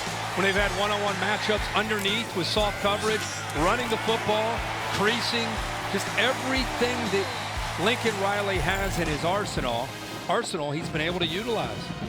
Can you imagine all the USC? USC's been away, right? That brand's been away since really going back to the Pete Carroll days. Remember Snoop would be on the sideline, Will Ferrell, Nick Lachey. Can you imagine them watching this game right now? Well, I don't Nick already texted me. I know what to say. They're probably all reaching out to you. He's like, we're back. We're back. So get ready on the sidelines. All that energy is going to come back to the Coliseum this year. They want to see Caleb Williams and these guys score. First third down of the night for Caleb Williams and the Trojans. He fires. It's converted. Jordan Addison hunting the boundary. He's out of bounds to stop the clock. Patrick Fields, the Oklahoma transfer, chasing him out. Think about what you just said, by the way. Under a minute to go in the first half. First third down. You see at the top of the break there, the defender slipped Fields. Patrick Fields, the Oklahoma transfer who Lincoln Riley knows about. Jordan Addison, a transfer from Pitt, going up against Oklahoma transfer who's playing for Stanford, who used to play for Lincoln Riley, who's now the coach on the other team. Everybody got that? Here we go. I'm sure that there are going to be some say, why do you guys keep saying he's a transfer from here or there? Because early in the season, setting the stage, reminding people where everybody is, and it's a really challenging thing that Riley's undertaking. And boy, I tell you what, the early returns are very good, but Williams got a little greedy, and he went down. Ricky Miezon getting the sack. Great coverage downfield by the Stanford defense. Couple safeties taking away threats downfield. He doesn't want to settle for a throw underneath. Thinks he has time, and eventually that time is taken away from him, and they come up with a sack. Well, Stanford desperately needed that. Can't afford to give up the double possession with a score here, and of course the Cardinal would love to come up with the football here at the end. That looks like a far-fetched option as we check in with Holly. Well, guys, you continue to talk about the roster turnover from USC. Over 45 new guys. And so Lincoln Riley said it's been a challenge. They've been trying to do a ton of team-building stuff. They've brought in a culture specialist, Tim Kite, who's done a nice job with the event plus response equals opportunity stuff. They've taken them to play beach volleyball on the beach in LA. This week they went to Dave & Buster's, just trying to get the guys to be together, learn each other, and start building a culture from scratch. It's not easy. You said it, Reese. What he's trying to do is very difficult, but Caleb Williams said, we spend every waking moment together. When we're not at the facility, we're playing, hanging out together, making sure that we're building a brotherhood. You know, I do still wonder at some point. I mean, look, adversity's going to hit. You don't go through a season without something going wrong, and that's when this will be tested. So far, at least for the offense, a little more than speed bumps so far. Jones has it again, cuts it across the 25, up close to the 30, and there is a flag flying at about the 19-yard line. Tim Kite, who you just saw and Holly just talked about, he worked with Ohio State with Holding Urban Meyer. Number 79 offense. 10-yard penalty from the spot of the foul. Still second down. And they work on that positive energy of E plus R equals O is event plus reaction equals outcome. Yeah. See how well I know it? You know, that's one of the areas, though. The major programs across the sport have invested time, money, reaching out to experts to go with the mental conditioning side of it. And Tim and his son Brian do a great job. They travel all over the country helping teams out. And let's face it, anymore with the way the sport has gone and how players can leave and NIL and all these different things, it's good to try to keep a positive culture where players want to be a part of it. And these guys really can help in that area. 6 touchdown passes so far for Caleb Williams, only 5 incompletions. It's halftime. Holly's with Lincoln Riley. Well, Coach, you told us about the importance of balance in your offense. How are you striking balance with all of your different receivers, your tight end and your running back getting involved? Honestly, the O-line. You know, the O-line's done a really good job giving Caleb time. We've had some nice creases in the run game, and yeah, when we're multiple like that, that's when we're at our best. Your defense, again, strikes gold with another pick-6 opportunity. You've really turned the ball over. How is that setting your offense up for success? Yeah, that's been huge. I mean, our turnovers in the first couple of games have been a huge strength. We got to clean up a little bit in the run game defensively here, which I'm sure we'll make that adjustment here at half. Thanks, Coach. All right, thank you. Holly, Lincoln, thank you. And a long hill to climb for Tanner McKee and the Cardinal. That's the end of the first half. The Dish halftime report is coming up right after these messages.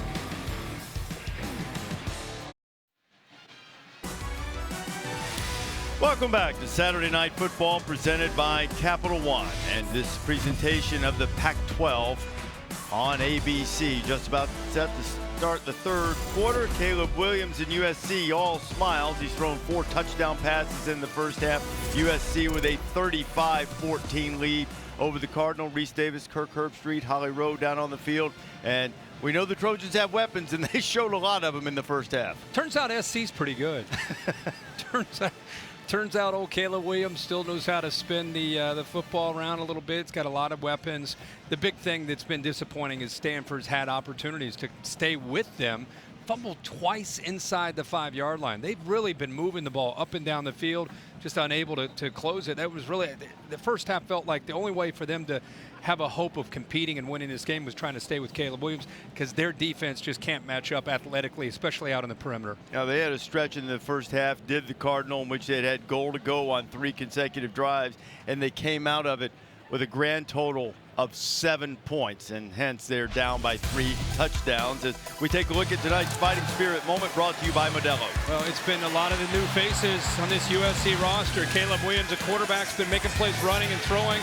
Jordan Addison, who won the Biletnikoff as the top receiver in college football at Pitt last year, making great plays one-on-one. And even Mario Williams, who's a teammate of Caleb Williams at OU, made some great plays downfield and yards after the catch. Travis Dye out of Oregon, looking really, really good. And I think after tonight, we're no longer having to talk about these guys and where they came from. They're just USC Trojans, and they have come together as a football team in 2022. Trojans will start on their 25 as we go to Holly. Well, guys, David Shaw, coming out of the tunnel, told his team, it's up to us. We are 2 tipped interceptions away from being almost in a tie ball game. He said, get over the turnovers, get over the interceptions. Let's just move forward. He's really pleased how their new offensive programming is working. He said they haven't stopped us yet, other than those interceptions. He really loves how they're moving the ball, how they're committing to the run and spreading the ball out. That is true, Holly, but you know, with all the turnovers Stanford has had in both of their games, I mean, they turned it over 4 times against Colgate. There's a real, other than that, Mrs. Lincoln, how did you like the play? They haven't really done a good job taking care of the football. Caleb Williams taking a shot, and Addison is wide open, and he's tracked down by Patrick Fields, but not before another huge pass play for SC. Well, again, attacking the middle of the field. The safety in the middle gets caught up in a crosser and is out of position not to be able to help. See his eyes go here. He comes up, and then it opens up the play over top for a nice big gain for SC. 48 yards through the air, and that time Stephen Herron was there to stop Travis Dye behind the line of scrimmage. This is him in that slot. Safety comes up. Now he's got one-on-one. He's really known for so many different things. Again, he wins the Biletnikoff as the top receiver last year. He's explosive. You can see he runs great routes. You know, a guy that's undersized somewhat, but his catch radius with long arms, and then after the catch, he's dangerous. Just a total package. Dennis Simmons, a receivers coach, compared him to Calvin Ridley this week in the way he plays. Williams throwing it toward the end zone. Just out of reach as he was looking for Malcolm Epps. I think Lincoln Riley caught all of our attention when we were on the Zoom this week talking to him about his receivers, and while Jordan Addison gets most of the attention, he talked about the entire room, and along with Dennis Simmons, saying that I don't know if I've been around a room that has this much talent and this much depth since going back to maybe 4 years ago in Oklahoma when they had Hollywood Brown and CeeDee Lamb and that group of receivers. So I don't think he's surprised by what he's seeing tonight based on that statement and what he expects from him. Even a couple that haven't touched it yet, including Taj Washington, who's open right now. Williams sees him. He fires it, and he skips it right at Taj's feet. By the time he saw him, Stanford had recovered. That was a 3rd down, which we haven't seen. That's their 2nd 3rd down, and they got him off the field. They're gonna actually make a stop here. Great job of getting pressure. That's the true freshman. David Bailey out of Mater Dei, Orange County, showing what kind of speed he has. They really think that he's going to be a future superstar. We saw him in coverage, which is really unusual and tough, but that time putting the pressure on, which is what he's known for. Dennis Lynch coming on, a redshirt freshman from Newberry Park. Puts a field goal attempt on the way, and it is good. Good at that, too. All right. If there's a way to score points, apparently Lincoln Riley and USC are really good at it. So the opening drive of the second half, they put a 3 on the board, and they're up by 24. Tomorrow, the U.S. Open Men's Championship match is on ESPN and the app. Casper Ruud is the highest-ranked Norwegian ever. He'll play the 19-year-old Spanish sensation Carlos Alcaraz. Both are trying to win their first major, and the winner will be ranked #1 in the world. Alcaraz, 3 straight 5-setters, right? Yeah. It seems like he's on till 2 or 3 in the morning every time he's playing in the U.S. Open. But congratulations to him having that endurance.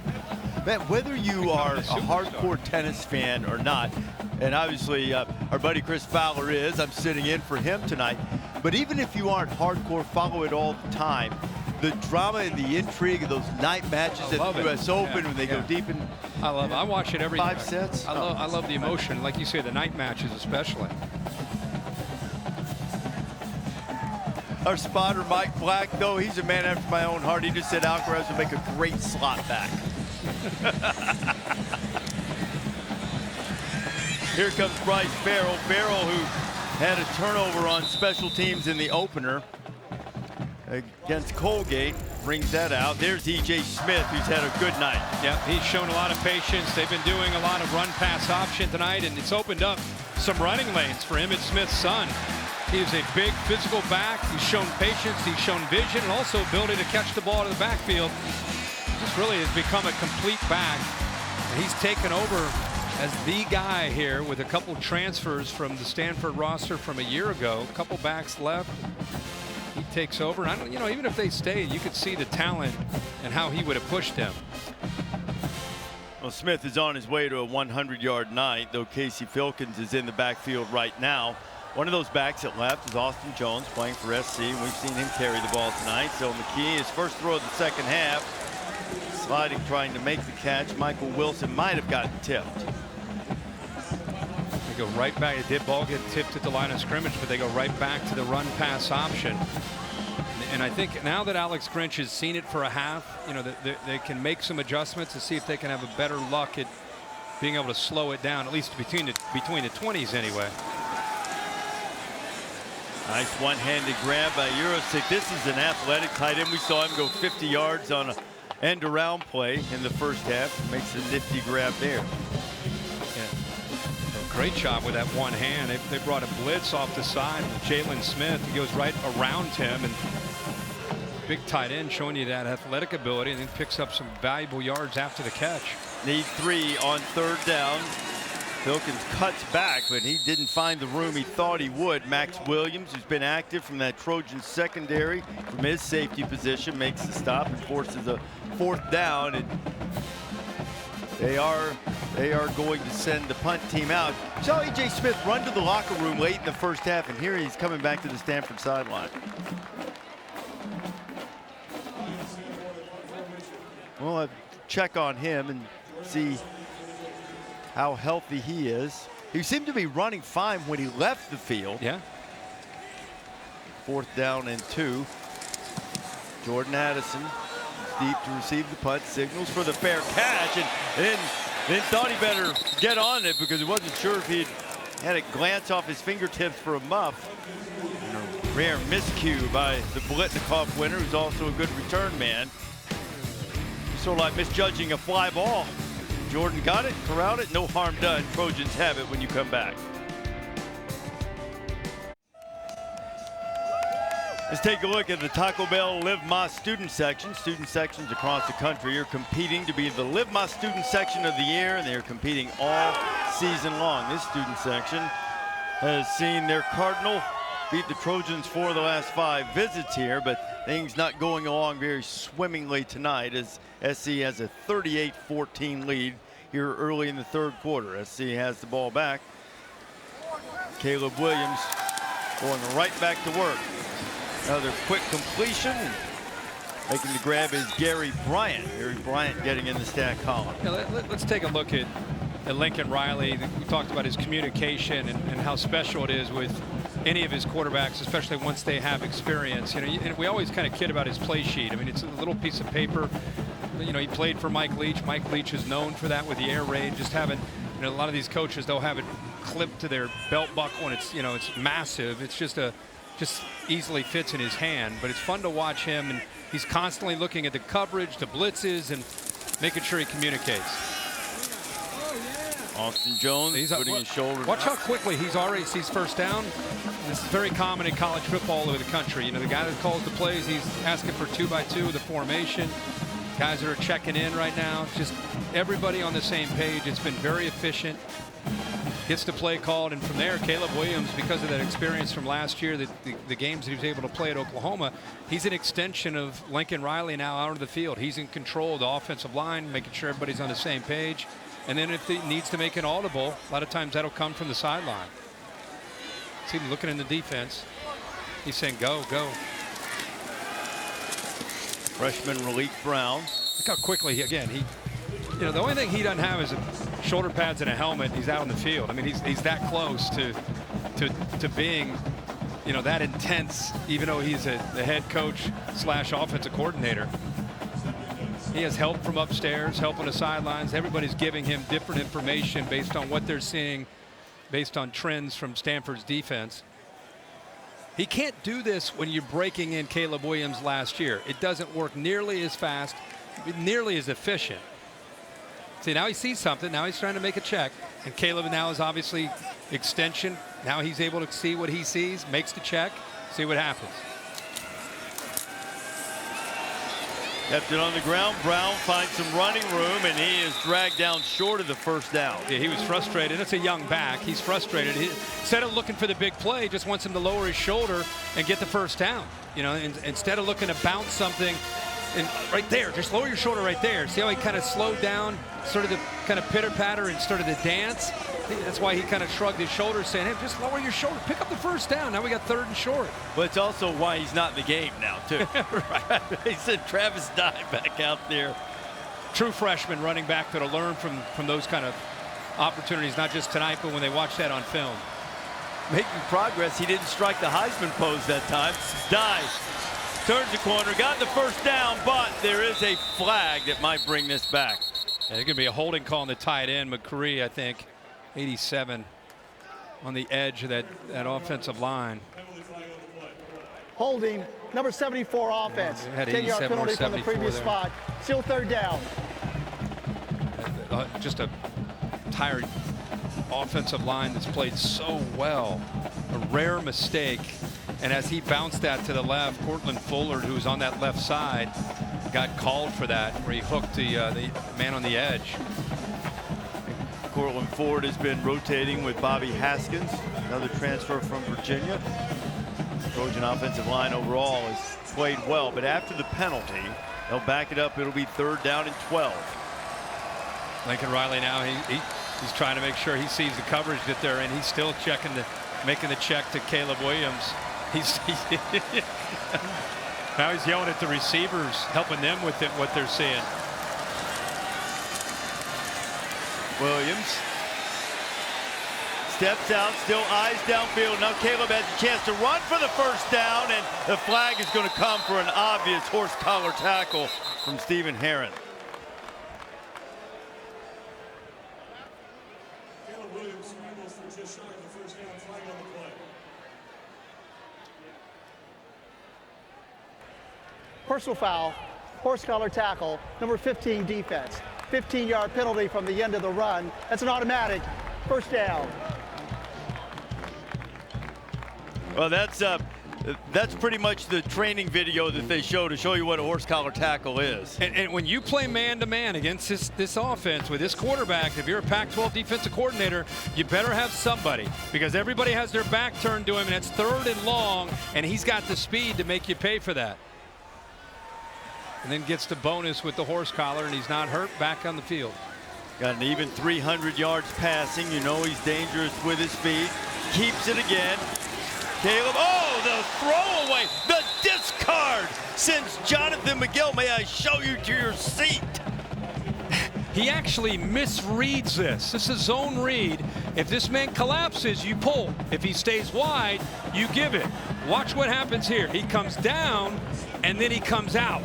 Completely fooled Caleb Williams, but he has the athletic ability to be able to get around that, but he should have handed it off. Instead, he's got a lot of Cardinal jerseys there chasing him down. I'm kind of glad he didn't. We would have missed that stiff arm discard. You love that. Second down and 6. They give to number 6. Austin Jones picks up maybe a yard. Third down coming. See what Lincoln has in store here on third down. This drive is taking them forever. Almost 5 minutes on this drive. They've been scoring in a couple minutes. He gets this call in, but he's not done. Lincoln will look and see what Stanford comes out in. See if he likes to call against this look. He's right away. He's gazing into that secondary, looking at the receivers, trying to figure it out. Look at his brains just working. Moves it back into the. Now he's got empty. Makes a little adjustment off of that back going out to the right. Williams complete. That's Jones out of the backfield. Gets away from a couple of tacklers, and he's going to be knocked down really right at the first down mark. He kind of gave that punch sign. What he saw was when Austin Jones, a running back, went all the way out to the right, instead of a linebacker following him out, the corner, Caillou Blue Kelly, just bumped out on him. So what he saw was, let's throw the ball with a big running back against a smaller corner, throw that quick hitch, let him catch it, and try to fight to get the first down. He wanted that matchup, so he's always looking for a matchup to try to win. That time it was a running back against a corner. Inside 7 minutes in the third quarter, Williams back to work. Caleb being chased by Bailey, gets away from him, and Williams will step out of bounds at the 35. You know, one of the reasons Caleb Williams went to USC, he said he didn't want to be a freshman again, didn't want to relearn things. To your point about how well he knows what Riley wants. Yeah. The only thing that can really hurt him with that knowledge is when receivers fall. And two of his receivers, that's one way to stop them. We figured it out. When they fall, we got a shot to slow them down. That time, both of his targets went down. Back in the day, Notre Dame used to be accused of growing the grass really high. Maybe now what you do is water things down and make it slippery. Yeah.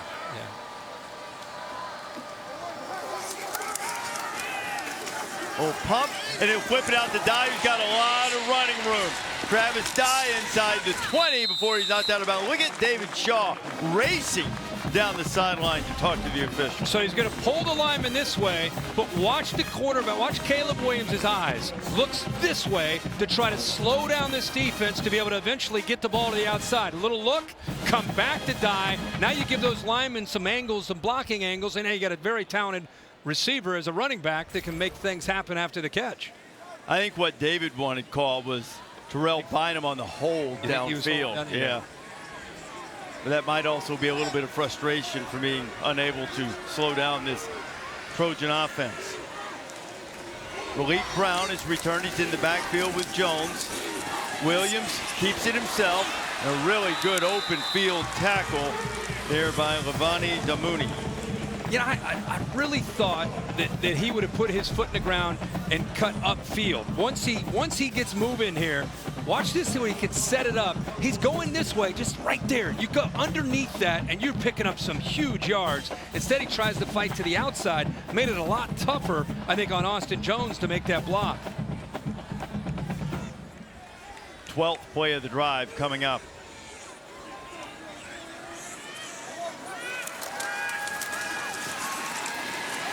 Williams firing toward the end zone. He was looking for Mario Williams. It'll be 3rd and 9.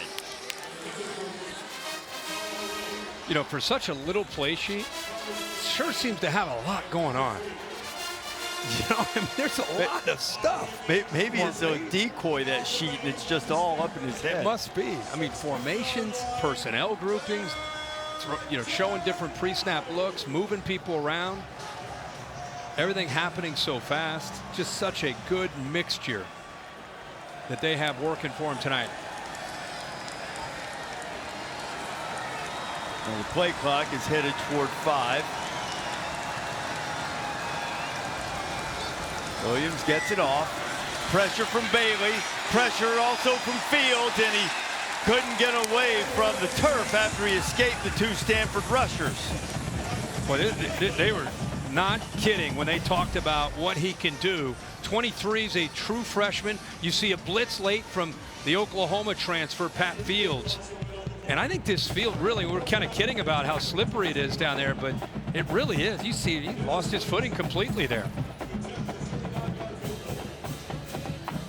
Trying toward the sideline. They'll try to knock through another field goal. Reese, remember that name, right? David Bailey. David Bailey. But since the field goal on its way, and it is no good. So Stanford gets a stop. Still a little time here. Kevin Nagani in studio checking in on the ESPN family of networks. Kentucky, they're up 23-16 against Florida. We got Auburn up 17-10 on ESPNU. ESPN2, Oklahoma State up by 10 against Arizona State. ESPN pay-per-view, UFC 279 going on right now. 4 fights away from the main event. Diaz-Ferguson. Back to you, Reese Herbie. All right, Kevin, we'll be looking forward to UFC 279. The main event a little bit coming up in a while. E.J. Smith is back on the field for Stanford at running back. That's a pretty good company E.J.'s keeping. Had a rushing touchdown and receiving touchdown the first half. First Stanford player to do it since Christian McCaffrey in 2016. He had a catch out of the backfield. That one got on him quickly as we check in with Holly. Well, guys, E.J. Smith of Stanford ran to the locker room with about 5 minutes left in the first half, and then he came out later than the team. They've run him through a series of drills on the sideline, trying to protect the ball, seeing if he has upper body strength. Stanford doesn't give out injury information, but it does appear to be something with his upper body, but he is available, and as you said, coming back in, see if he can go. All right, Holly, McKee fires it incomplete. Now, let's have a look at this play. We think this might be where E.J. ran into trouble. He lost the football with that helmet right on the football hit coming from Max Williams. One of the red zone turnovers for the Cardinal tonight. And then after that, those are the drills Holly was talking about to see if he could protect the ball. Went into the locker room, came out, started to do these drills on a sideline. Must have passed all the tests. Good to see him back out on the field. He's had a great night. 91 yards on 18 carries so far. McKee almost got hit in the back. He throws a backwards pass to Smith, and there are a lot of Trojans there to stop him. And the ball went on the ground again. SC picks it up, and they take it into the end zone. That is Jacoby Covington, and it's a scoop and score if it stands.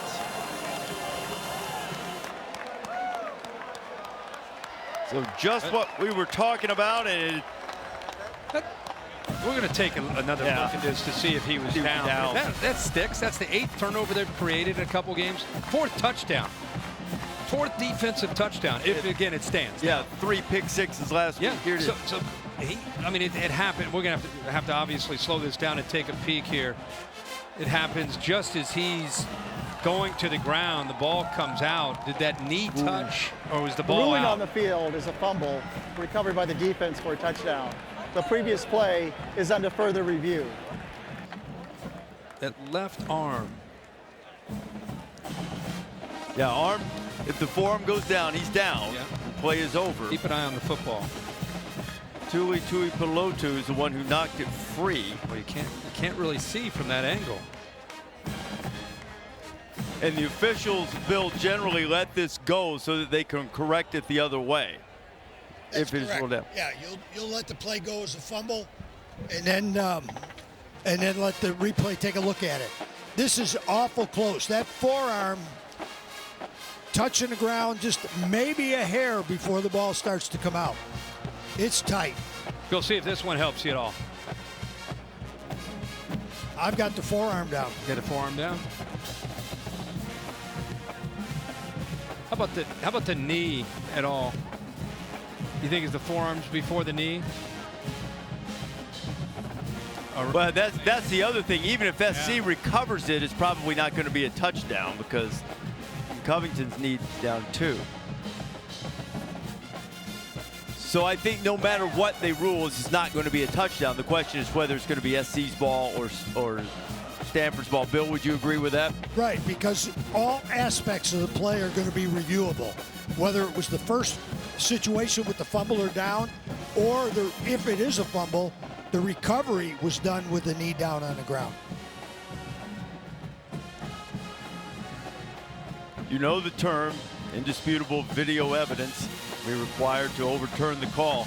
But Alex Grinch, the USC defensive coordinator, said at a minimum, he wants to force 24 turnovers this year. They are well ahead of that pace. If this holds 8 in 2 games. Got their first fumble recovery earlier tonight when Smith had the ball loose on the play we showed you just a moment ago. See if they have another fumble recovery to go with a bevy of interceptions. Now, Bill, I haven't been a referee in a national championship game like you have, but even if that's a fumble, I've got Covington down on the recovery. No question. I'd say the first part of the play, it's not indisputable video evidence, so they'll go with the fumble, but they definitely have the knee down. No return on that. But you say no return, and the defense would like to get the score, but setting up Caleb Williams in this Trojan offense with that kind of field position. Almost like handing them points anyway. They're taking a long look at this. After review, the ball was fumbled by the offense and recovered by number 14 with his knee down on the ground. The ball will be placed at the 29-yard line. First down, USC. Well done, Bill Lamagnier, all over it, as always. So it is another turnover forced by this USC defense. They'll have a chance to add to their lead when you come back. Sunday night baseball, Giants and Cubs that finish up a 3-game series at Wrigley. Special time for the start, 8 Eastern, 5 Pacific, ESPN, ESPN Deportes, and ESPN Radio. Coverage begins at 7 Eastern with baseball tonight. Sunday night countdown. Dejected E.J. Smith as David Shaw goes over to speak to him. You wonder if with the ball security issues, if his night might be done. A little option pitch to relief Brown, and the speedy freshman is ushered out of bounds. Now they have 3 really good backs. Travis Dye, who's played so much football in the Pac-12. Obviously Austin Jones. We've seen a lot of them both, 26 and 6. And now you have this chance. We saw him last week, Relief Brown, but they say of all these backs that they have, he's the game breaker. I mean, he can find a little bit of a crease and take it to the house every time he touches the ball. Now they actually put Dye and Jones in the backfield together. There's a lot of veteran pigskin toting in that backfield from the Pac-12 with those two fellas as Dye gets it and a couple yards short of the first down. So now USC is just sort of grinding away here. Lincoln consulting the tiny play sheet.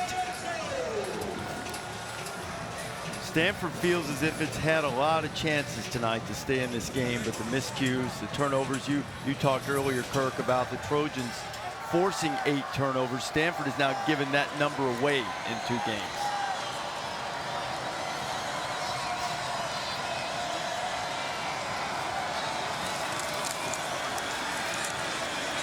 Back shoulder complete to Brendan Rice, and there's a flag down, and it looked they might get Brendan for offensive pass interference. Yeah, a little push at the top of the route. Pushed off, that's why he got the separation. Pass interference, offense number 2. 15-yard penalty from the previous spot. Replay, 3rd down. Yeah, I mean, he's in good position, and right at the end, that right hand extends, pushing away the defender, and the official right on top of it. So instead of having the ball right on the doorstep, Trojans will be backed up for this 3rd and long. We do have Salim Turner Muhammad, who was the one who was discarded on that offensive pass interference. So Ethan Bonner, normal starter at cornerback, is out there at the top of the screen. Jerry Rice and Ronnie Lott talking it over from the receiver defensive back perspective, I'm sure.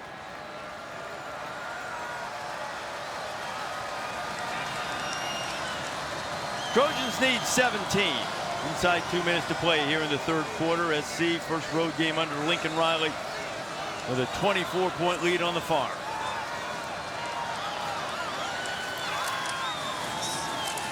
Travis Dye still trying to turn ahead. The pile's still moving. Dye's in the midst of that somewhere, and they're still driving him. He gets down to the 26. Hey, trust me again. For a group that was questioned when they came in, they have shown themselves tonight. I mean, watch this. Just keep an eye on these guys. Watch the right tackle getting downfield. Look at him push these people. Look at him pushing these Stanford people around. And I mean, this is something we've seen all night. Downfield with extra push, extra drive, just accepting the challenges from these coaches, wondering if they had the toughness to go up against Stanford. Okay, the youngster Lynch is 1 for 2 on the night, and now you can make him 2 for 3. He knocks through the 42-yard attempt. He made one earlier from 45, and the Trojan lead stretches out to 41-14. A familiar refrain is "Fight on for old SC" is echoing through Stanford Stadium.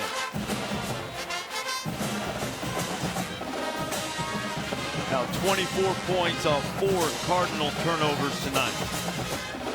And that's really been the story. All smiles. Caleb Williams has assumed the leadership role on this team very quickly after moving over from Oklahoma. Let's see where USC moves up in the rankings next week, I'm sure, as we take a look at this week's college football rankings brought to you by Goodyear. Well, at the very least, they're going to go up to 8, right? And there may be a chance you see them go maybe even a little bit higher. We have a game later tonight with Baylor and BYU. Baylor's actually an underdog on the road at BYU. And I think the other thing is, I think with these week 3 rankings, preseason rankings, throw those out. Now you start to see who these teams are. I don't think you have any problem. I'm not big on week 3. Well, they lost and they won. Now that you see USC and who they are, act like they've never played. I mean, take away your preseason rankings. SC could be in the top 5 after the way they've looked tonight. All-State bus here in Stanford helps us keep up with the action. Your Mayhem Moment. Mayhem Moment, we had a couple. We had Marshall in South Bend, 19-15, a pick 6 with under 5 minutes to go. And that was a huge win for Marshall. And then we had Appalachian State at Kyle Field. There's no way they can do it again. Yes, they can. They find a way. Hold on, 17-14 in a hostile environment. And they're fired up. See the top 20 losses. Wazoo out of the Pac-12 went to Camp Randall, beat Wisconsin. Pittsburgh and Tennessee played an overtime barn burner right before us. Elijah Higgins has it as a first down and is rushed out of bounds at about the 43-yard line. Pick up at 19. I don't know how you feel about that. I mean, do you still do the AP poll? I do. I vote in the AP poll. Don't you think that you...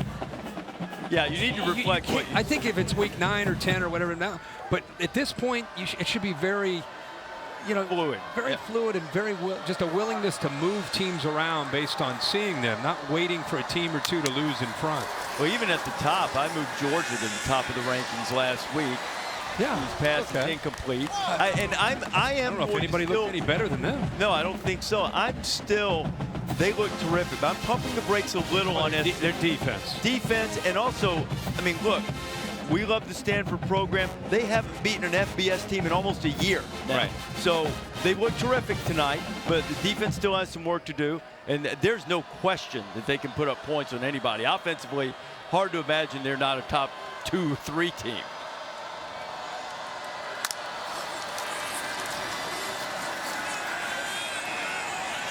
McKee can't find anybody to throw it to, and he's chased out of bounds by Eric Gentry. Well, you look at their schedule, and a UCLA game at the end can be very exciting with Chip Kelly, who has a team that can compete. They have Utah on the road, which you think would be a major showdown. They get Notre Dame at home. Now they're going to be pretty heavily favored in most games they play, but there are obviously areas that they're going to have to get better, defense especially. Don't sleep on that trip to Corvallis at the end of this month either. Really? Be careful. Okay. All right. That's the end of the third quarter here in Stanford. Back after this message and a word from your local ABC station.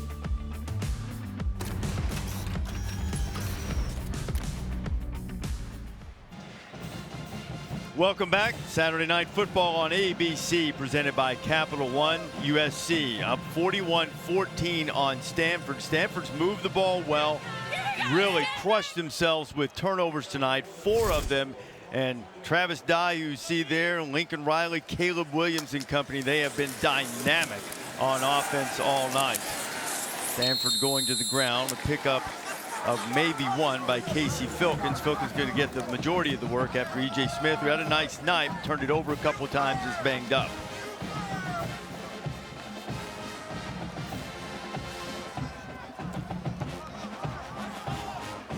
Ball sitting right at midfield, 4th down, and you're down by this much.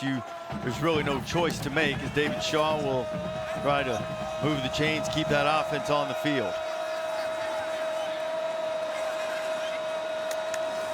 Oh, Ashton Daniels is in at quarterback, and he takes the snap. Good running threat, and he hands it off, and it's a first down for Stanford. Yeah, that's why they brought him in, is just that running threat. Try to hold the edge of the defense, prevent them from collapsing down on the ball carrier, Filkins, and it works. Has enough room there. Line does a nice job. Pick up that first down, but that's why he came in. McKee returns. Highly touted quarterback prospect. Spent 2 years on a Mormon mission, sort of finding his way in his second season as a starter for the Cardinal. And Kai Blackman is going to be called for interference against Bryson Tremaine. Well, he's been grabbing jerseys literally every time they've thrown to him. I think he's gotten away with more than he's been called for. He's been called a few times. Number 6, defense. 15-yard penalty from the previous spot. That's an automatic first down. You know, they keep going after him because they like these matchups, inside release, and watch the jersey grab. On the other side there, the left hand, he grabs onto it. They've been pretty lenient, really. I mean, they've been letting him play. Stanford has big physical receivers, 6'3", 6'4". They don't have blazing speed. They have to beat you with size, physicality. There's the third PI that's been called on Blackman tonight. A short completion, short of the first down as we go to Holly. Well, Stanford's quarterback Tanner McKee's had an intriguing life. At 16 years old, he had a melanoma diagnosis on his skull. He had to undergo a surgery, which was very major. He had to sign a release at one of the lymph nodes in his neck that they surgically removed. If it impaired his nerves, he wouldn't blame the hospital because it could impair his throwing motion. This young man's been through a lot. Holly has, and we were delighted to hear in talking to Tanner this week that he is, in good shape. He goes in for the yearly checkups, but you see in 2016 as a high school sophomore what he went through to make sure that melanoma didn't spread. And we're grateful that he's able to play, but that's why you always see him wearing long sleeves, wearing the socks up, says he's diligent about the sunscreen. Tanner just got married. He's a competitive dude. He and his wife were always throwing the ball around and stuff in the house. Well, Gentry was down, and you could hear him yelling, but gets back up. What a mature guy. When you go through so many life experiences like that and you're challenged, just talking to him, it was like talking to almost like an NFL quarterback. There's such maturity about him.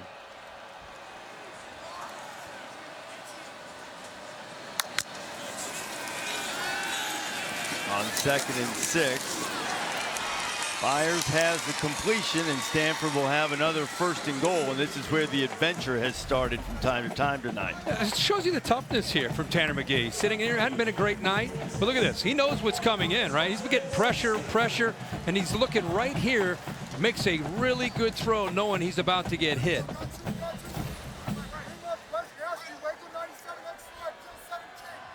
And McKee's thrown for 179 yards, couple of interceptions. One of them tipped on the first drive, another one thrown on 4th and goal into the end zone.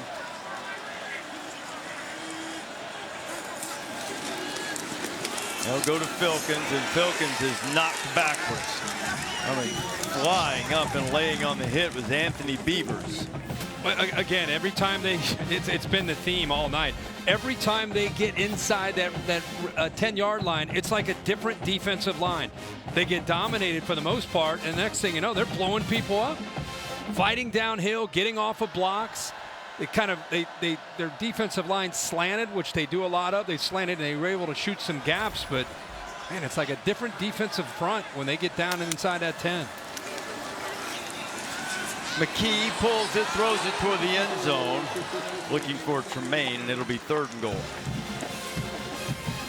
When you look at their skill and you look at the offensive line, the one area that you're going to see him continue to recruit, bring in people that might be able to help him, not just the defense, but the defensive line. Like, if he's going to go and try to compete with the big boys around the country, that's the area that USC is going to have to continue to go to a very different level. The entire defense, but especially up front at the defensive line.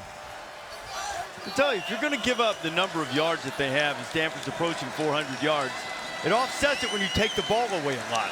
And the Trojans have been exceptional at that in the first 2 games. Filkins has it, trying to get it to the goal line. He'll be stopped short. It'll be 4th and goal. Gentry on the tackle for USC. You know, how many times have you seen teams when they start a season, and a lot of times you don't create turnovers for 5, 6, 7 games, but in this case you create 4 last week. They create 4 tonight. They've scored 4 defensive touchdowns. It almost starts to become part of your identity and sort of a belief that the defense has that, hey, we might give up some yards, but let's squeeze them in the red zone. Let's create turnovers. And to be fair, a lot of them have been fortuitous. Have been some fortunate bounces. 4th and goal. Cardinal trying to get another one in. Filkins has it, and he got drilled right at the goal line. Stanford hoping for the touchdown, and their request is answered. I think you saw what I saw. This is a pretty good push through here, right? But Gentry, late, right before Filkins is able to get to the goal line, he kind of shoots that and pushes him. I thought if he could have wrapped up, he might have been able to prevent him, but a good push. And a progressive pylon cam shows that Filkins would not be denied, keeps moving those legs and into the end zone. Filkins, good tough back too, with all of the explosive capability of E.J. Smith. This is a guy that David Shaw also has a lot of confidence in, very high on what he can bring to this offense over the course of the season.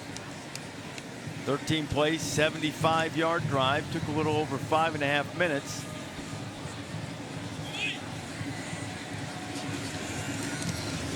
And the lead is down to 20. Stanford needs quick stop, ball back, quick score, unless the tree is going to get chopped down. Check this out, RB Studio update to Buffalo. Tie game, final play, Holy Cross's Matthew Sluka. The Hail Mary, look at the time. No one knocks it down for Buffalo. Jalen Coker answers the prayers for the Crusaders. How about that? Holy Cross beating Buffalo 37-31. Reese, Herbie, back to you. Doing it for Gordy Lockbaum. Wasn't he the Holy Cross star back in the day? Yeah, sure was. How about that?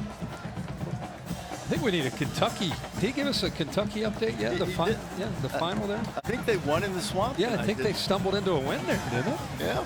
Super Dog on I did everything I could. This morning. Everything I could. Oh, you were coaching. You were saying, no, they're not tough enough. Not tough. Challenge him. Well, let's talk about what Caleb Williams has done. It's been a big night, especially in the first half, just doing so many different things, looking like a shortstop there, rotational throwing, get the ball out to Jordan Addison. He just is so comfortable in this scheme. A big part of the reason he said he didn't want to go to a different coach or a different school, he didn't want to learn a new offense and have to start all over. You can see what Travis Dye has done, Jordan Addison. He has really spread the wealth, and just a big night for this offense. A lot of growth. Defense has created turnovers all in all so far. 10:21 to go, but up 20. It's been a great night for the Trojans. And Addison is just 30 yards short of his career high in yardage. If you know, feel inclined to give him a couple more targets. Get it out to the tight end, Texas transfer Malcolm Epps, who is greeted rudely, Holly. Well, Caleb Williams is a fascinating young man. He started playing football when he was 4 years old, and he has been living a routine his entire life, getting up at 4:45 in the morning, getting in a workout before school, going to practice, and another workout at night. He's had a dietitian, done yoga several times a week. For most of his life, he said, my parents gave me the ability to have good habits. He has a list of his goals on his phone, on his lock screen, and this is a young man that is very driven. He said, the routine and order helps me be successful.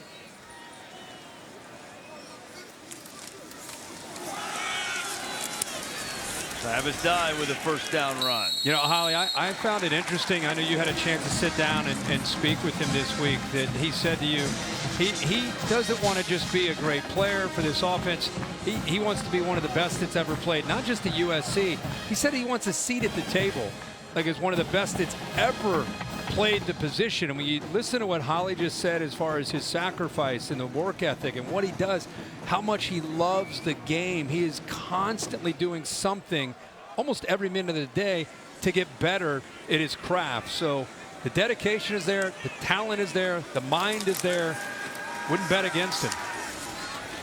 And Travis Dye over 100 yards for the night. And, you know, Caleb Williams, his arrival at USC has expedited this rebuild process. Now, they had talented quarterbacks here. Jackson Dart, who transferred to Ole Miss, talented guy, looked really good as a freshman. Keaton Slovis was here. But to have Riley come in, a quarterback who knows his system, plus one as talented and as driven and as charismatic as he is, sort of makes this go along a little quicker, draws people to him, and gets a lot of kinks out earlier.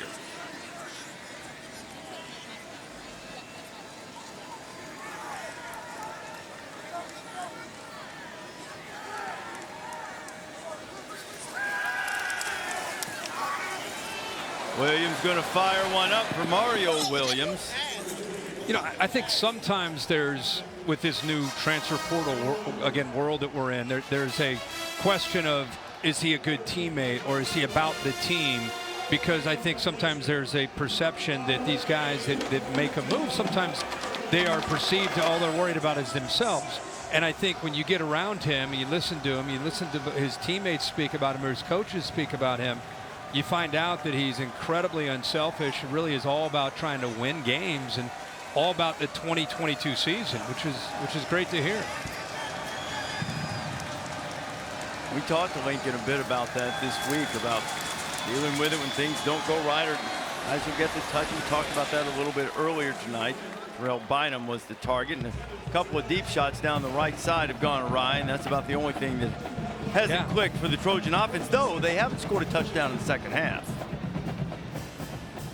Well, really a different approach. I mean, they had their foot on the accelerator in the first half, and they were clicking. And those first 5 drives at 35 points.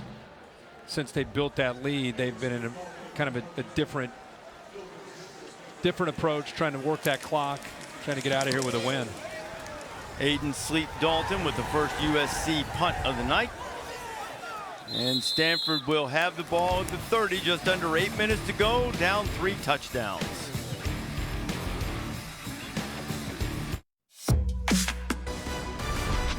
Saturday Night Football on ABC is presented by Capital One. What's in your wallet?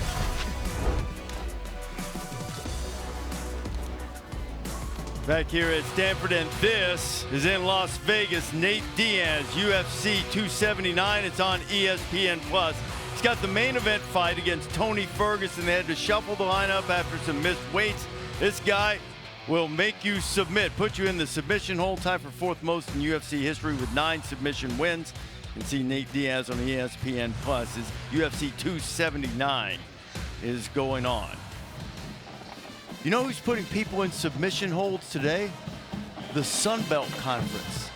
You got the Marshall win. Yep. You got the Appalachian State win. Oh, yeah. And you know what you got going on in Lincoln, Nebraska right now? Former USC coach Clay Helton, Georgia Southern, up 38-35 with 6.5 to go in the game. Wow. How about that? Wow. That'd be quite a day for the Sun Belt. And quite a day for Clay Helton, too. Yeah. Who ended up taking the Georgia Southern job before the season was over last year and got accustomed and maybe having a big moment in Lincoln. But what's a big moment for one's a bad moment for another one. I was going to say, Scott Frost doesn't. If you look on the other side of some of those, you not only see how Scott Frost at Nebraska, how they end up, but our buddy, I knew him for a long time, Marcus Freeman, loses the bowl game, opens up with Ohio State, loses, then home game, you're thinking, okay, they're playing Marshall, loses that one. And, man, what a tough way to start. Of all places, Notre Dame, where their expectations are like anywhere else with great tradition. They want to win them all. Stephon Gilmore's brother had the clenching play in that game with a pick 6. McKee completes the pass. John Humphreys, big target receiver. Sierra Wright on the tackle. Yeah, if you're a Stanford fan or David Shaw, you'd love to see your team obviously continue to fight, still have a lot of their starters in, and they're not just running the football and working the clock. They're still competing and fighting to the very end, sticking with that game plan of play action and RPO that's worked for them. Dumps it off underneath. Filkins has done a nice job. Stanford's on the move. Let's check in quickly with Kevin. RD, let's go back to the Swamp, and Anthony Richardson coming off that win against Utah. Oh no, Keidron Smith, pick 6, 65 yards of the house. Number 20, Kentucky knocking off number 12, Florida, 26-16. Mark Stoops passing Bear Bryant, all-time winningest coach at Kentucky. Back to you. And Kevin, they had lost 31 straight to the Gators, and now they've beaten them 3 of the last 5 with Mark Stoops. Mark Stoops underappreciated for the job that he's done at Kentucky, and coming through to get the sack is Shane Lee. And I was just about to say it's a long shot, but if Stanford could score quickly here, get an onside kick, maybe we have a finish. Yeah, well Shane Lee blitzing from the linebacker, and that has been one of the answers that Alex Grinch has come up with, and this time it pays off with Grinch, the transfer from Alabama, who's got great knowledge and understanding for a guy that just picked up this defense. He's kind of calling the shots, but see how physical he can be working through that block from the back. McKee had his receiver slip down. Lee was applying the pressure. They brought him again. Brought him again. Not having a lot of luck getting home with 4, so trying to affect the timing with Tanner McGee and these receivers, especially on the underneath routes. And right now they're dialing up Shane Lee, who's finding a way to get through. So it's 3rd and 18. Cardinal trying for the desperation rally, or at the very least some window dressing. McKee puts it up, flags flying in. I think we're going to have another pass interference, this time on Sierra Wright. Pass interference, number 22, defense. 15-yard penalty from the previous spot. It's an automatic. First down. Yeah. 4th time now that's been called on them. One of the frustrating things, it's the size advantage. It's not the speed, but the ball being thrown up higher, and he's got maybe just a little bit of a step, but pretty much in phase. But to stay up with these bigger targets, he's got to push on him to try to stay up. But still, SC's going to probably work a lot on technique this week on one-on-one coverage. McKee, and we're going to have another one perhaps, as he was looking for Elijah Higgins. Another grab of the jersey.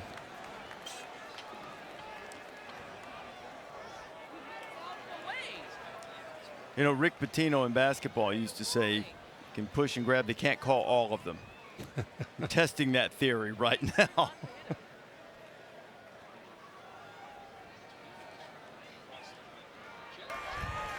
Pass interference. Defense. The foul occurred in the end zone. By rule, the ball will be placed at the 2-yard line. That's an automatic. First down.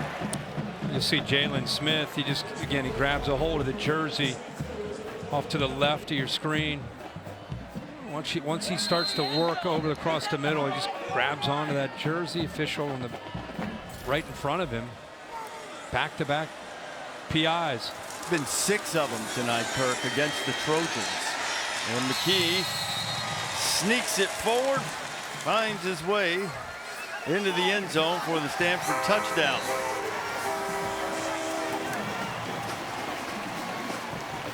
So here we go, 5:01 to go. It's kind of a It's a delay. Yeah, he was just like, oh, you're going to give me that? Oh, all right, I'll take it over the left side. Text the football. Nobody there. Pretty easy. One of the officials, I don't know if he lost his view there or what. I don't know. It looked like he was coming in to mark the ball. Yeah, I know. It's been a long night for him, too. Okay, look, there's 5 minutes to go. Stanford's got 3 timeouts, and maybe is it too early for an onside kick here? Never. I don't think so. Fun Saturday night on the ESPN family of networks. Over on ESPN, top 25 showdown in Provo. BYU up 3-0 against Baylor late in the first. ESPN pay-per-view UFC 279. 3 fights away from the main event. Diaz and Ferguson. Back to you, Artie and Herbie. All right, Kevin, it looked for a minute there, and it may still be the case that USC had stopped this fight on cuts, but Stanford not yet submitting. We're going to try an onside kick here, at least lining up for one. It's over 5 minutes to play, and just scored a touchdown to cut it to 13. There's the kick, and it hits a Stanford player before it travels required 10 yards.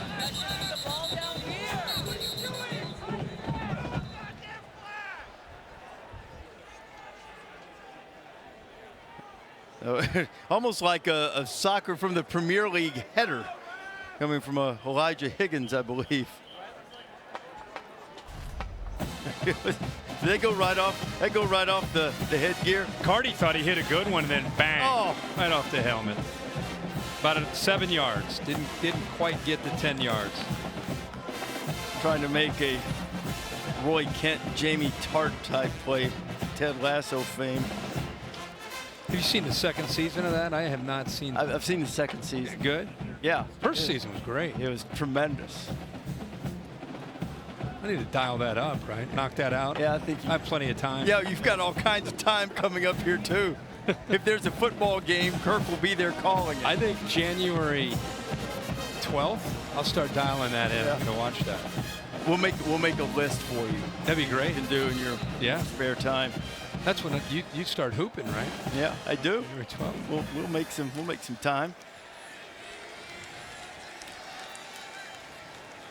Also, we may, I don't want to give anything away because nothing's settled yet, I don't think. We may have a little surprise for College Game Day next week, too, after some plans got turned upside down with the results today. There's Austin Jones getting the catch.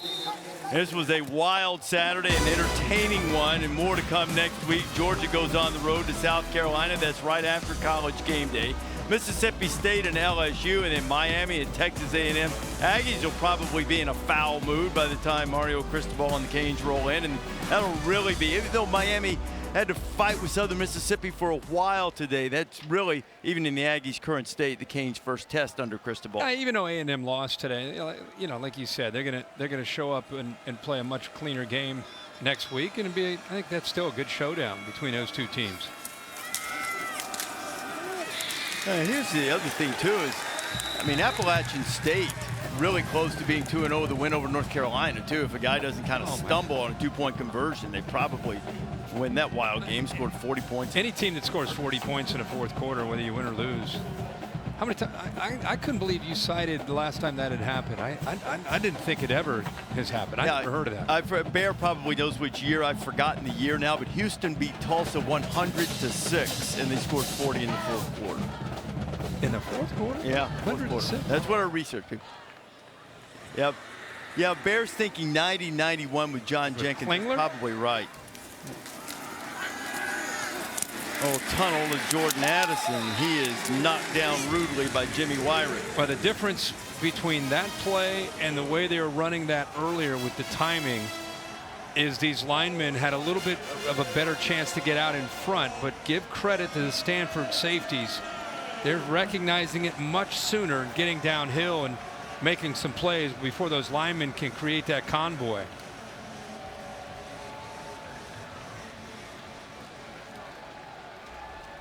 I'm getting word right now, news is breaking that I think we've released where we're going. Oh, good. I'm excited to find out. I didn't. After this play, and by the way, this is a fairly sizable play here, because I know time's against Stanford, but they get off the field here, and they may sack Caleb Williams, and they do, and now they can stop the clock with a timeout, and maybe have a last gasp effort here. How about David Bailey, the freshman, making a play? What's great about David Bailey here is he's talented enough, but the line ends up going this way. Nobody picks him up off of the edge. Good coverage downfield. Nothing Caleb Williams could do about it.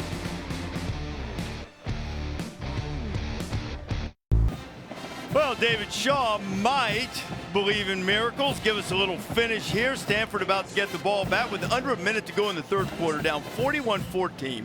Popped in a couple of touchdowns, just sacked Caleb Williams, and they're about to get the ball back. Still a couple of timeouts left. Now they'll have to move quickly. But they've moved the ball really all night. Red zone turnovers have been crushers, or we would have a much, much different score. And Filkins makes a fair catch, and they'll have to go a long way with just over 2.5 minutes to play. And after some consternation, I'm told that we now can announce that College Game Day is going to Appalachian State in Boone, North Carolina. How about that? We looked like we were headed possibly to Kyle Field, College Station, right? That's right. So if everything would have played out the way you think, but that's what's great about college football and great about game days, you improvise and adjust. Some upsets happen. Who's next on the board? What a great story Appalachian State's been. We're off to Boone. They've got a huge upset and one of the most talked about games of the season in the Carolina game. And how about the Mountaineers going into Kyle Field, I'm sure collecting a big paycheck, getting a win, and stealing game day. Look at all. I think it's great. Good for them. You think their fans will be ready? Well, you showed me the video of what's going on, and that was after a road game win. I just hope they can recover by the time we show up next week. I think Bear said the 77 different school, is that right? 77 different school, 96 different locale. That'll be fun. It's going to be a blast. Can't wait to get there. Troy will be the opponent. And Mekhi Blackman, who's had 3 pass interference flags go against him tonight.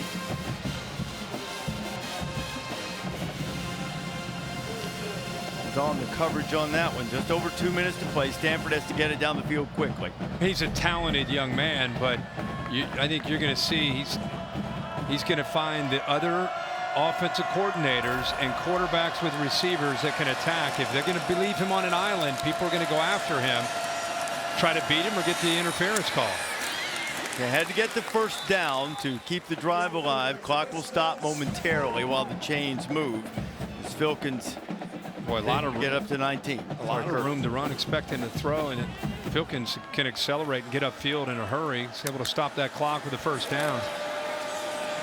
Here's McKee, has to get it to Filkins. He'd be wide to head to the sideline, but he doesn't do it. Sierra right in the stop. A lot of anxious folks here at 41-28, minute 40 to go here. Stanford's still fighting to stay in this game. Are some rooting for a pick 6 here? Certainly many others, depending on what their interest might be, just wanting to make sure Stanford doesn't score. And there he is, Tuli Peloto, who's had a really terrific night, comes up with a sack. Boy, it's great to see him. Just a true USC Trojan. You know, this team has talked about so much about transfer portal, and he's a young man that he's a Trojan. And, you know, he's stuck through it. And they've said the guys that are still on this team, they're all buying in with a great amount of hunger, and nobody represents that more than him. A 3-star recruit. They move him around now as this defense is trying to take shape under Alex Grinch. Now inside a minute to go and 4th down and 13. With Tuli Peloto, it's guys like that, though, that can really help with this team this year, you know, because what it means to be a Trojan. 4th and 13. McKee getting pressured, and down he goes again. Solomon Byrd applying pressure. He's been in the backfield several times tonight. And USC, who came in having lost 4 of their last 5 trips here, will come out with a victory. Yeah, he's just kind of sitting and waiting. You know, we talked about how you got to keep eyes on McGee. He's sitting there initially concerned about the back. Filkins coming out of the backfield, then realizes, hey, I'm going. I'm going to shoot and come up with try to come up with a sack, and he's able to get there. The Trojans will have to snap it one time. 27 seconds remaining, and they will start 2-0. Haven't gotten out of the month of September unblemished, as the Bear told us earlier, since 2010. But certainly USC has shown immense firepower tonight. Caleb Williams takes a knee, and that's going to be the final play of the game. A 41-28 road victory for Lincoln Riley and the Trojans. All in all, a huge success for Lincoln Riley. First time they've been on the road since he's been the head coach, and a chance to really show the country who they're capable of being. Their first 5 possessions, touchdowns, all touchdowns for a big lead. This is, I think they sent a message to the Pac-12 into the country. 41-28 the score. We go down to Holly Rowe, who's with Lincoln Riley. Coach Riley needs to hug his former player, Patrick Fields, right now, who transferred here from Oklahoma to Stanford, and a special moment as he has some words with Patrick for a moment.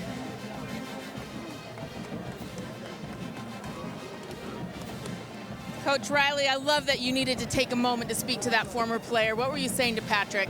Yeah, he's one of the most special players I've ever coached. It's kind of surreal being on the opposite sidelines tonight, but the work he's done in the community, what he's going to be in his life after football, there's no telling. It's going to be way better than football, I can promise you that. All right, let's turn to this game tonight. You said good teams like to play at home. Great teams love to play on the road. How did your team show some greatness tonight? We embraced it. We did. I thought, offensively we played good in the first half. We weren't very good in the second half. We got to be a lot better. Defensively, I thought we stepped up, and obviously the turnovers were huge. We cleaned some things up in the second half. So the road wins are tough. You know, we want to play better in the second half. We want to separate more, but you don't take those for granted. So we're taking steps, and it's fun. These guys are fun. We're going to keep rolling.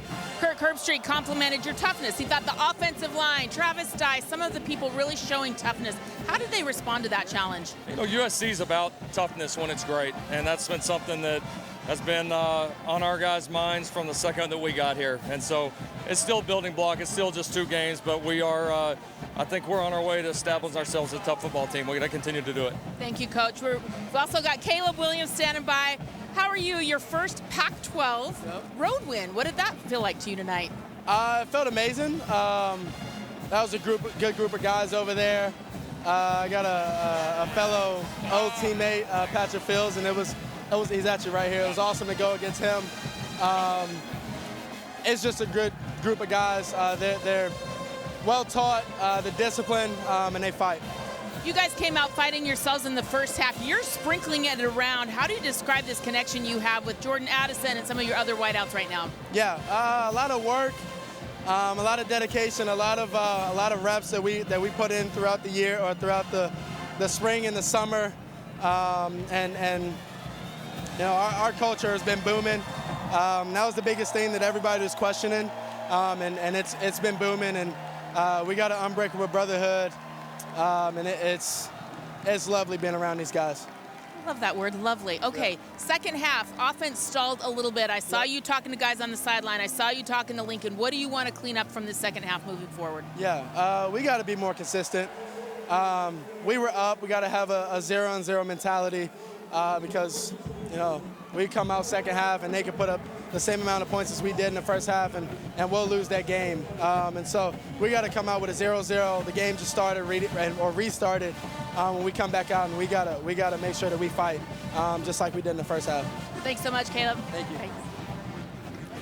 Another word he used that was close to one he used to use a lot was boom in, close to boomer. And you would call this guy the potential face of college football when he played for the Sooners last year.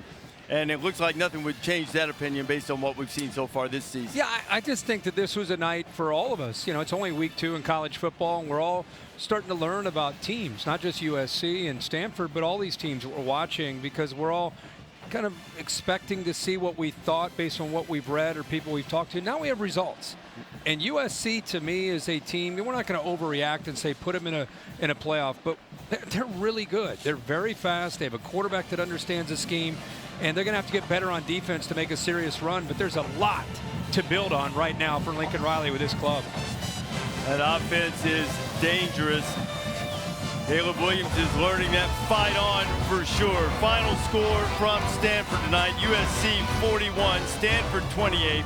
Our game produced by Bill Bunnell and directed by Mike Roy, both extraordinary talents, and our entire ABC crew just exceptional tonight. Lincoln Riley, first road test in the Pac-12, passes it easily. Now except on the West Coast. Stay tuned for your late local news. For Kirk Hawley and our entire crew, I'm Reese Davis. Good night from Stanford.